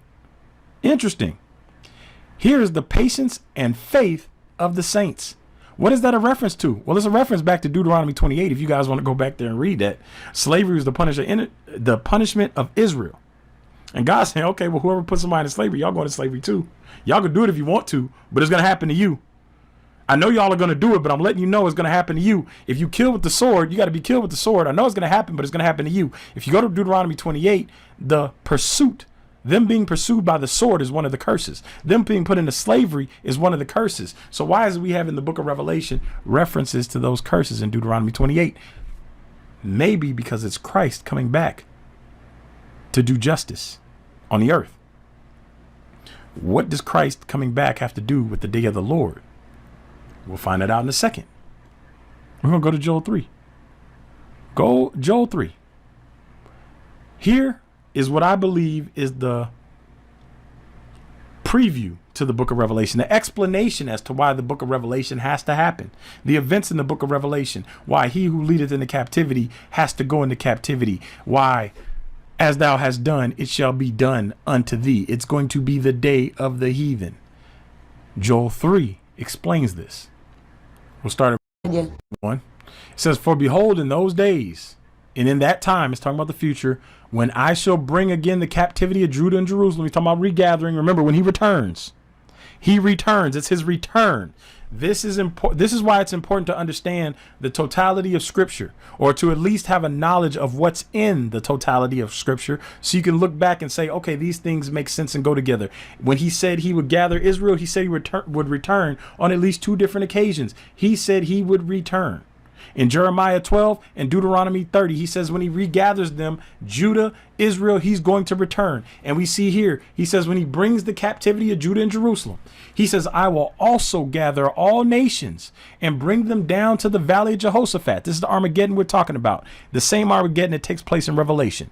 And will plead with them there for my people and for my heritage Israel, not Christianity, whom they have scattered among the nations and parted my land. Wait a minute. Somebody parted his land and scattered Israel among the nations? Maybe that's why he has to return and regather them, because Israel is parted and scattered among the nations. The land is parted, the people are scattered among. But look how he starts out. I will gather all the nations. He will gather who? He will gather all the Goyim. Once again, the same Goyim. He's going to gather all the Goyim, the same ones from Genesis 10 that I keep pointing to you. The same ones that's translated as nations or people. The same one I said uses proper noun refers to Japheth. He's going to gather all of the Goyim. But not everybody's Goyim. You have Goyim in a general sense, and you have Goyim in a proper noun sense. Ha-Goyim just happens to be the Gentiles. I will gather all the Gentiles and will bring them down into the valley of Jehoshaphat and will plead with them there for my people and for my heritage Israel. So why would he have to plead with the Gentiles, the descendants of Japheth, the Europeans, whom they've scattered among the nations and part of my land? Because we know that the Europeans did it. We know right here, the Balfour Declaration is when the Europeans conspired to take Palestine and put European Jews in it. We read through this. So Britain and the League of Nations, they're all involved in this, right? Or the Allied powers. I'm sorry, the Allied powers are all involved in this. They're all European nations. They're all plotting to divide Israel. They're all putting European Jews, Ashkenazi, from the descendants of Japheth into the land, even though the Bible tells us that Ashkenaz is the descendant of Japheth and that the Lord, Noah says the Lord is going to entice or deceive or allure Japheth, and Japheth is going to be the ones living in the tents of Shem. We can put all of this together, and it's not the only evidence we have, but let's keep going. It says, and they have cast lots for my people and have given a boy for a harlot and sold a girl for wine that they might drink. Yea, and what have ye to do with me, O Tyre and Zidon and all the coast of Palestine? Interesting. Will ye render me a recompense? And if ye recompense me swiftly and speedily, will I return your recompense upon your own head? Now people will say, well, look, he's talking about the Palestinians. But don't forget that we just read who took 78% of Palestine. Who owns the majority of Palestine right now? It's those European Jews, the descendants of Japheth, I believe. The ones that go by the name Ashkenaz, the Hagoyim, whatever you want to call them. They had a majority of Palestine. So is he talking to that small minority over there, or is he talking about all of those people over there? Debatable. But I'm almost sure, I'm almost willing to bet this is a message to those Europeans. We'll see, though. Let's keep reading. He's going to return a recompense on their head, because ye have taken my silver and my gold and carried them into your temples, my goodly pleasant things. Who has the history of taking people's stuff when they invade other than Europeans? Maybe other people do it. But we know the Europeans got museums dedicated to all the stuff they have taken from other cultures. And we know that there's been a move by different cultures to get their stuff back. And the Europeans are trying to hold on to it. They don't want to give it back. But listen to what else it says. It says, the children also of Judah and the children of Jerusalem have ye sold unto the Grecians, that you might move them far from their border. So wait, the Gentile descendants of Japheth, the Hagoyim, sold the children of Judah, to the Grecians, that you might remove them far from their border. Now, if any of you don't understand what is going on here, you have the Greco-Roman Empire, the Greek Roman Empire, which is going to break up into various parts, which eventually one of those parts is going to become Great Britain, the same people who went over to the United States, the descendants of the Greeks. And who was in charge of the slave trade? The Portuguese. You have Europeans taking slaves. You have Europeans selling each other slaves. You have people just doing the most, and they're all in the same area right over here. Up Judah, the slave coast, the area where the Portuguese put the Jews. So we can see, I mean, it's not hard to put all this together, but remember, the enemy wants to make it look like something that is not. So now they done sold the children of Judah and remove them far from their border. Behold, I will raise them out of the place you have sold them, the regathering, and will return your recompense upon your own head. That goes back to what we just read. As it has been done to you, or as you have done to them, it'll be done to you. All right, let's keep going. And I will sell your sons and your daughters into the hand of the children of Judah. and they shall sell them to the Sabians, to a people far off. The Lord hath spoken it. So these people, the Gentiles, the Goyim, that sold Judah, they're going to go into slavery. They're going to go into slavery. What does it say right here? He that leadeth into captivity shall go into captivity. He that killeth with the sword must be killed with the sword. So these people who the Lord is talking to, the Gentiles, are going to go into slavery. People could tell you whatever they want to tell you. This right here makes it very clear. It says, proclaim ye this among the Gentiles. Prepare for war. The who? The Goyim. Proclaim ye this among the Goyim, the European descendants of Japheth. Prepare war. Wake up the mighty men. Let all the men of war draw near. Let them come up. What is he talking about? Gathering them to the Valley of Jehoshaphat, the Armageddon, the day of the Lord, the time of the Gentiles. This shall be the day of the heathen, all of that stuff. Beat your plowshares into swords and your pruning hooks into spears. Let the weak say, I am strong. Basically, if you want smoke, bring that smoke with you. God wants smoke with all the Europeans. And so that's why they say, well, no, everybody is Gentiles. He's not just talking to us. Y'all come up here too. We all got caught. No, that's not what happened. Assemble yourselves and come, all ye heathen. All ye heathen, and gather yourselves together round about. Thither cause thy mighty ones to come down. And we'll hop over to here. Assemble yourselves and come, all ye Hagoyim. Hagoyim. Once again, we keep seeing that word, the same one. Let's click it again. Let's do it again.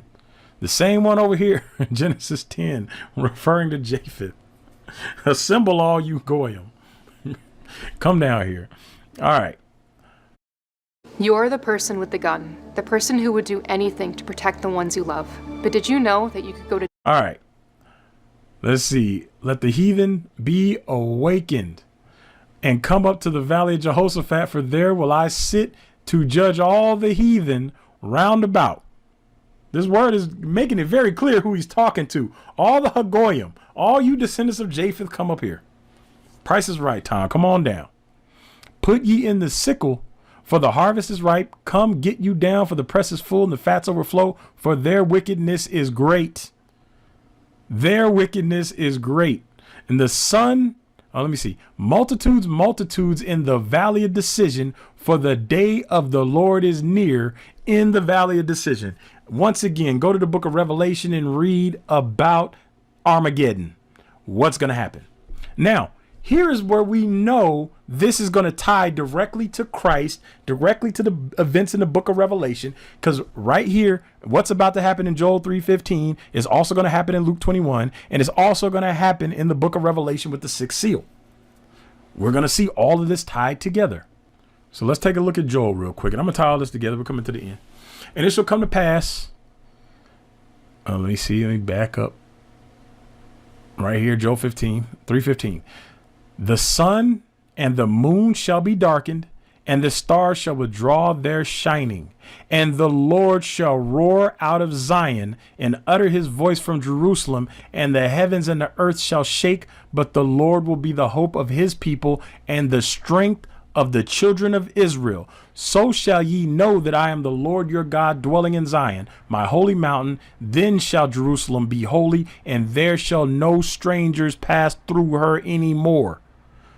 So when this happens, the sun is supposed to turn dark. The moon is supposed to turn dark. The stars are supposed to turn dark. The Lord is supposed to roar out of Zion. Sounds like the return to me, just like he says, I will return. And strangers are no more going to pass through Israel. We don't see that happening right now. None of that has happened. And yet we're told it's the fulfillment of Bible prophecy. So now we see the sun turning dark, the moon turning dark, the stars turning dark. Let's jump over to the book of Revelation real quick. So now if we come over here to the sixth seal of Revelation, they say sixth seal terror. Revelation 12 through chapter 6, verses 12 through 17. It says, and I beheld when he had opened the sixth seal, and lo, there was a great earthquake. And the sun became black as sackcloth, and the moon became as blood, and the stars fell on the earth, even as a fig tree casteth her untimely figs when she is shaken of a mighty wind. So now we see this event happen in the sun, the moon, the stars again. It says, and the heavens departed as a scroll when it's rolled together, and every mountain and island were moved out of their place. Sounds like a giant earthquake. And that's exactly what we just read over here in Joel chapter 3, verse 16. The Lord shall roar out of Zion, utter his voice in Jerusalem, and the heaven and the earth shall shake. but the Lord shall be the hope of his people. So we see the earthquake, we see the sun, the moon, and stars turning dark. We see that Joel 3 tells us he's doing this because they divided his land, enslaved his people, sold Judah, and now he wants revenge because vengeance is mine, thus saith the Lord, right? We know who did this. It wasn't black descendants of slaves. We know who did this because the Bible tells us it's the Gentiles. Everybody else is trying to tell us the Gentiles is somebody other than who they are. And we can look at the history and say, look, we know who did all these things.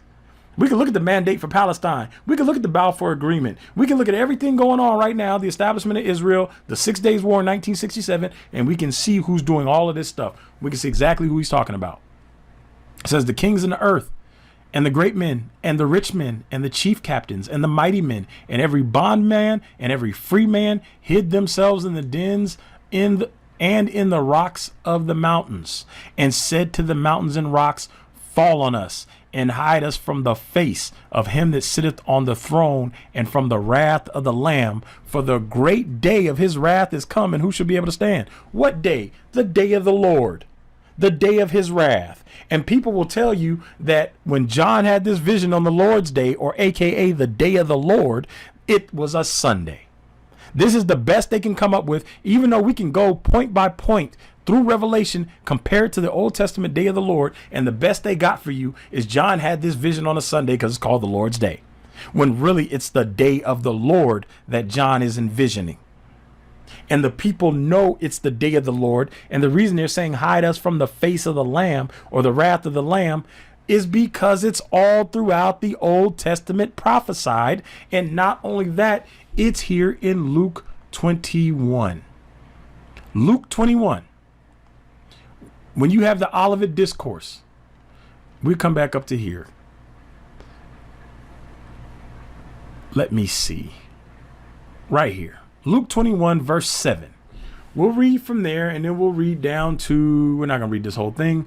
We'll read down to verse 20. Luke 21, verse 7 through 28.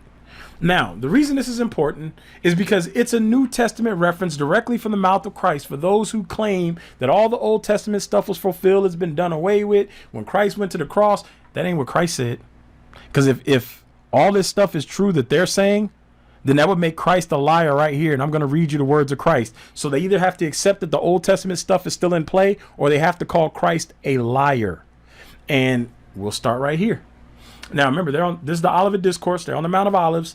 The disciples are coming to Christ to ask him a question. Here we go. Luke 21, verse 7. And they asked him, saying, Master, but when shall these things be? And what sign shall there be when these things shall come to pass? So, remember we just read earlier, it shall come to pass. So now they're asking him, when in the future are these things going to happen? And what would be the signs that we need to look for? Why didn't Christ, for those who say this stuff has been done away with, why didn't Christ correct them and say, oh, this stuff has already happened. It's already been fulfilled. Don't worry about it. When I go to the cross, it's no longer relevant. That's not what he says. Instead, he explains to them what to look for and the order of events. What does he base those order of events on?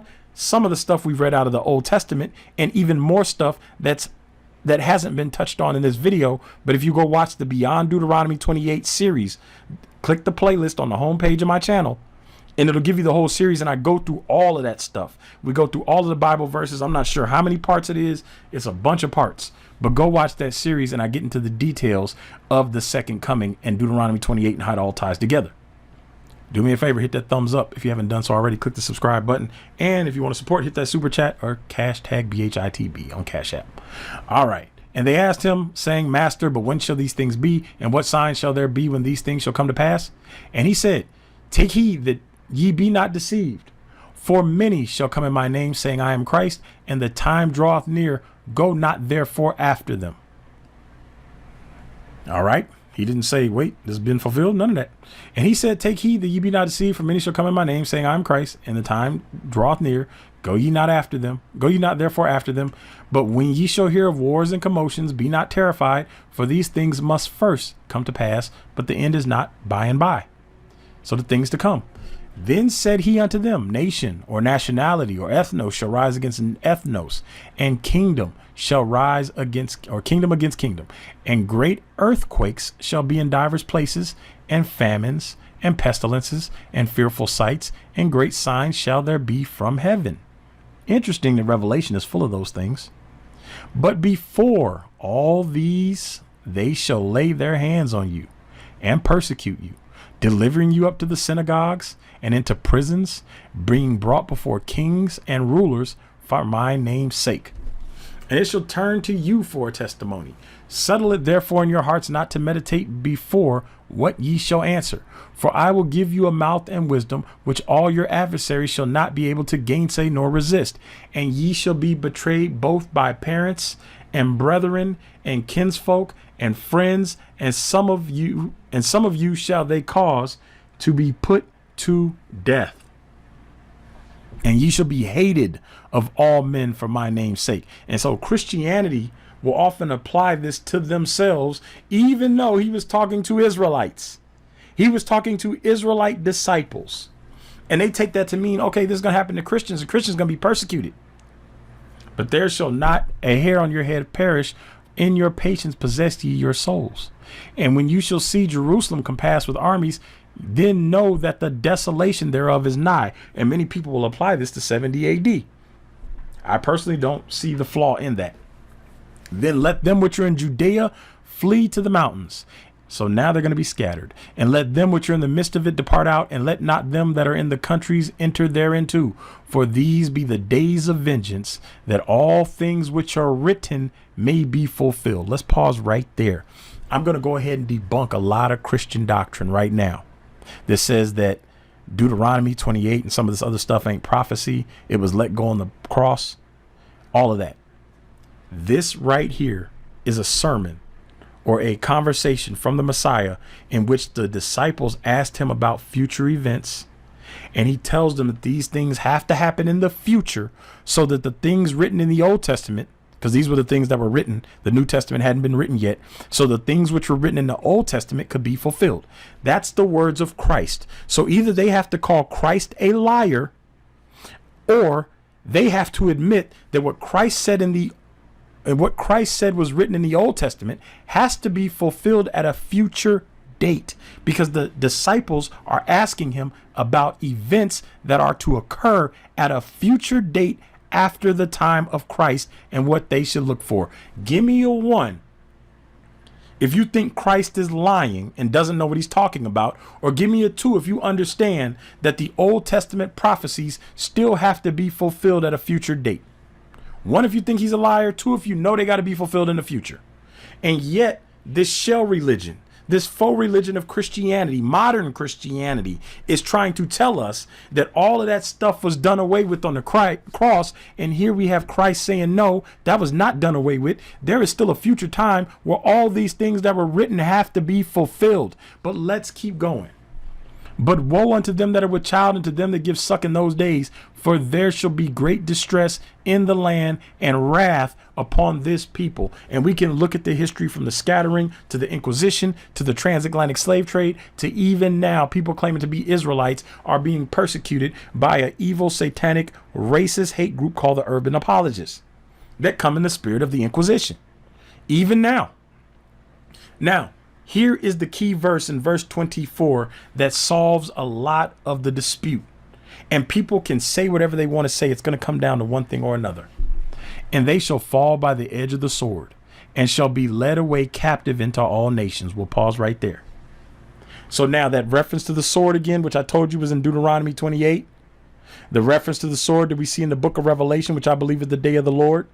Now we see they have to be led away captive into all nations. Now, remember, in order for God to bring them back from all the nations they were scattered into, they first have to be scattered into all the nations. We read in Deuteronomy 30 right here. It says, thou shalt call them to mind among all the nations, whither the Lord thy God hath driven thee. How many times is God going to drive Israel among all nations? How many times? Because then if they're already among all nations, how can he keep driving them among all nations? So there has to be a future point. We know in Deuteronomy it hadn't happened yet. We know in the book of Luke that Christ is saying, you're going to be led captive, led as slaves into all nations. Slaves into all nations. Not you're going to be indentured servants. Not it's only going to be in this area. In the entire world. They're going to be led into the entire world, all nations, as slaves. There is only one event. One, and people want to dismiss it. The only worldwide event that drove people who claim to be Israelites into all nations via slavery is the transatlantic slave trade. The only people that would know for a fact that they were putting Jews into slavery. Let me back up. The people that would know for a fact that they were putting Jews into slavery are the people who put them down there in the first place, who were the Portuguese during the Inquisition. So we know, that they put Israelites into West Africa. We know the kingdom of Judah was in West Africa. We know that slaves, I've read this before, gave testimony that they were descended from ancient Israelites. We know that there were multiple slave rebellions where people claim to be Israelites. We know that there are different circumstances, different discoveries all over the United States where there's evidence that the people were Israelites. So now the Bible speaks of one group of people being led away captive into all nations after the time of Christ. It says, and Jerusalem should be trodden down of the Gentiles until the time of the Gentiles be fulfilled. Or this should be the day of the heathen, the time of the heathen. So when the Gentiles' time is fulfilled, they will no longer trodden down Israel, right? But didn't we read something earlier about God plucking some people out of his land and then plucking Judah up out of their land and putting Judah in their land? Every man's going to return to his heritage and God is going to return. We just read this. So now we have two different sets of people here that Christ is mentioning. One group is led away captive as slaves into all nations. The other group of the Gentiles who are going to occupy or trodden down Jerusalem until their time is fulfilled. Interesting that it's the Gentiles that occupy Jerusalem until the time of the Gentiles is fulfilled. It's interesting that we have a group of people identifying themselves as the name of one of the Gentile descendants of Japheth, Ashkenaz, occupying Israel. They claim to be Jews, but the DNA says they are Europeans. I didn't write this. I didn't do the DNA testing. I didn't do any of that stuff. The DNA testing says European. So we have some Europeans who go by the title Ashkenazi. The Christians are telling us the Europeans are Japheth. Ashkenaz is descended from Japheth. These people in the land. Christ says the Gentiles will be in the land. Noah said that God would deceive Japheth and they would be living in the tents of Shem. The Israelites are supposed to be where these Gentiles are. The Gentiles are in the land and the other group of people get taken into worldwide slavery. So now, when we get to this point in history, it's time to face some facts. For those of you who are on the fence, those of you who never heard this before, it's time to face reality. One group got put into the worldwide slavery, according to Christ. If not, call Christ a liar. Be done with it. The other group is the Gentiles are going to occupy Jerusalem. We have a group of people who identify by a Gentile name in Jerusalem right now, occupying it. We have another group of people claiming to be Israelites that were put into a worldwide slavery. It don't take rocket science to figure this out. So now, remember Deuteronomy 30. Once Israel calls this to mind, then the Most High will remember them, return, show them mercy, put every man back in his land, all the stuff we've read. So what I believe we're looking at is a deception. I believe that we're looking at one of the biggest deceptions in history. The deception to say these people over here who went into worldwide slavery cannot possibly be the Israelites we're talking about, but these Gentiles over here, these Europeans who identify literally as Japheth's grandson, descendants of Japheth's grandson, are telling us that they're real blood-born Shemites. And they're in the land, even though Christ says, look, this is what's going to go on when they ask him about the end times. One group is going to be led into slavery right here, and the other group is going to occupy Jerusalem. And it says, and there shall be signs in the sun, the moon, and the stars. Sounds like Revelation and Joel to me, right? And upon the earth, distress of nations with perplexity, the sea and the waves roaring, men's hearts failing them for fear after looking after those things that are coming on the earth, for the powers of heaven shall be shaken, and then shall they see the Son of Man coming in the cloud with power and great glory. So then the second coming happens after all of this.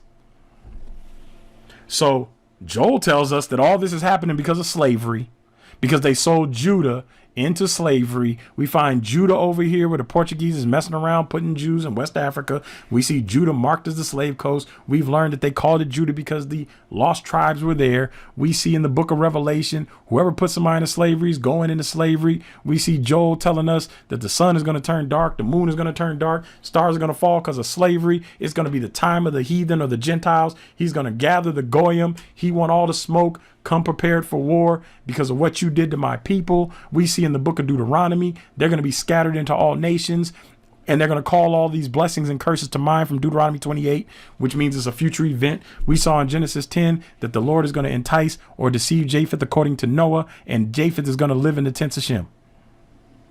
And yet they act like this has to be rocket science to figure out what's going on here. Satan has deceived the whole world. Do me a favor, hit the thumbs up if you haven't done so already, and please make sure you share this video. So I'm going to close out with this. I'm going to read this last part right here.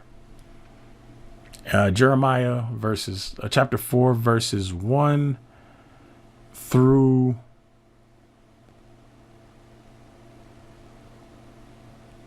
1 through 8.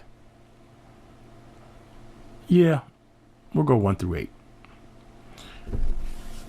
All right. If thou wilt return, O Israel, saith the Lord, return unto me. And if thou wilt put away thine abominations out of my sight, then shalt thou not remove. And thou shalt swear, the Lord liveth, in truth, in judgment, and in righteousness. And the nations shall bless themselves in him, and in him shall they glory, the Goyim. For thus saith the Lord to the men of Judah and Jerusalem, break up your fallow ground and sow not among thorns. Circumcise yourself to the Lord and take away the foreskins of your heart. Ye men of Judah and inhabitants of Jerusalem, lest my fury come forth like fire and burn that none can quench it because of the evil of your doings. Declare ye in Judah and publish in Jerusalem and say, blow ye the trumpet in the land. Cry, gather yourselves and say, assemble yourselves, and let us go into the defense cities. Set up the standard toward Zion, retire, stay not, for I will bring evil from the north and a great destruction. The lion is come up from his thicket, and the destroyer of the Gentiles is on his way. Who? The destroyer of the Gentiles is on his way. And if we pop on over to Bible Hub, the lion has come up from his thicket, and the destroyer of the Goyim is on his way. The destroyer of the who? The same Goyim in Genesis 10. This is what I mean about people trying to play games with the Bible. And this is why it's important to really understand what's going on. All this stuff ties back. We know who the Bible's talking about. Why is one of his names the destroyer of the Gentiles, the destroyer of the Goyim, the destroyer of the descendants of Japheth is on his way. He has gone forth from his place to make the land desolate, and thy city shall be laid waste without an inhabitant. For this gird you with sackcloth, lament and howl, for the fierce anger of the Lord is not turned back from us. And it shall come to pass at that day, saith the Lord, that the heart of the king shall perish, and the heart of the princes, and the priest shall be astonished, and the prophets shall wonder. Then said I, well, we're not going to get into all this, but you guys can keep reading. But I just wanted to point out the fact that he refers to himself as the destroyer of the Gentiles. What did the Gentiles do? Is my position that the Gentiles messed around and found out. They messed around and found out. Y'all know how it's really said, but they messed around and found out. They wanted to go around enslaving, raping, robbing, stealing, taking land, taking people, moving people around, playing with names, painting themselves in the history in the Renaissance.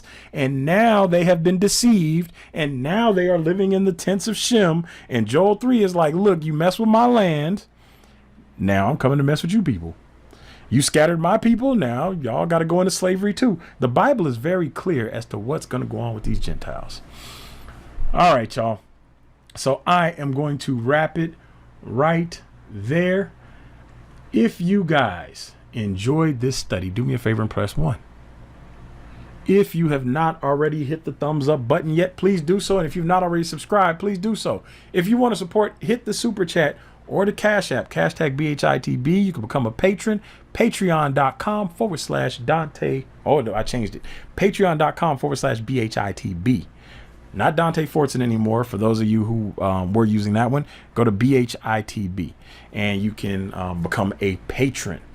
You get the super thanks under the video, you get the merch shop, but most importantly, you should grab Fortson's Encyclopedia of Israelite History, Claims, and Culture. It is available right now on Amazon.com. The link is in the comments, pinned to the comments section. Make sure you click that link. It will take you directly to the book. It's available in paperback and hard. We gotta praise God. Let's count our blessings. I teach you a lesson, and yeah, we gonna praise God. Yeah. We gotta praise God. Let's count our blessings. I teach you a lesson, and yeah, we gon' praise God. Yeah, right here. We gotta praise God. Let's count our blessings. Let's count our lesson, and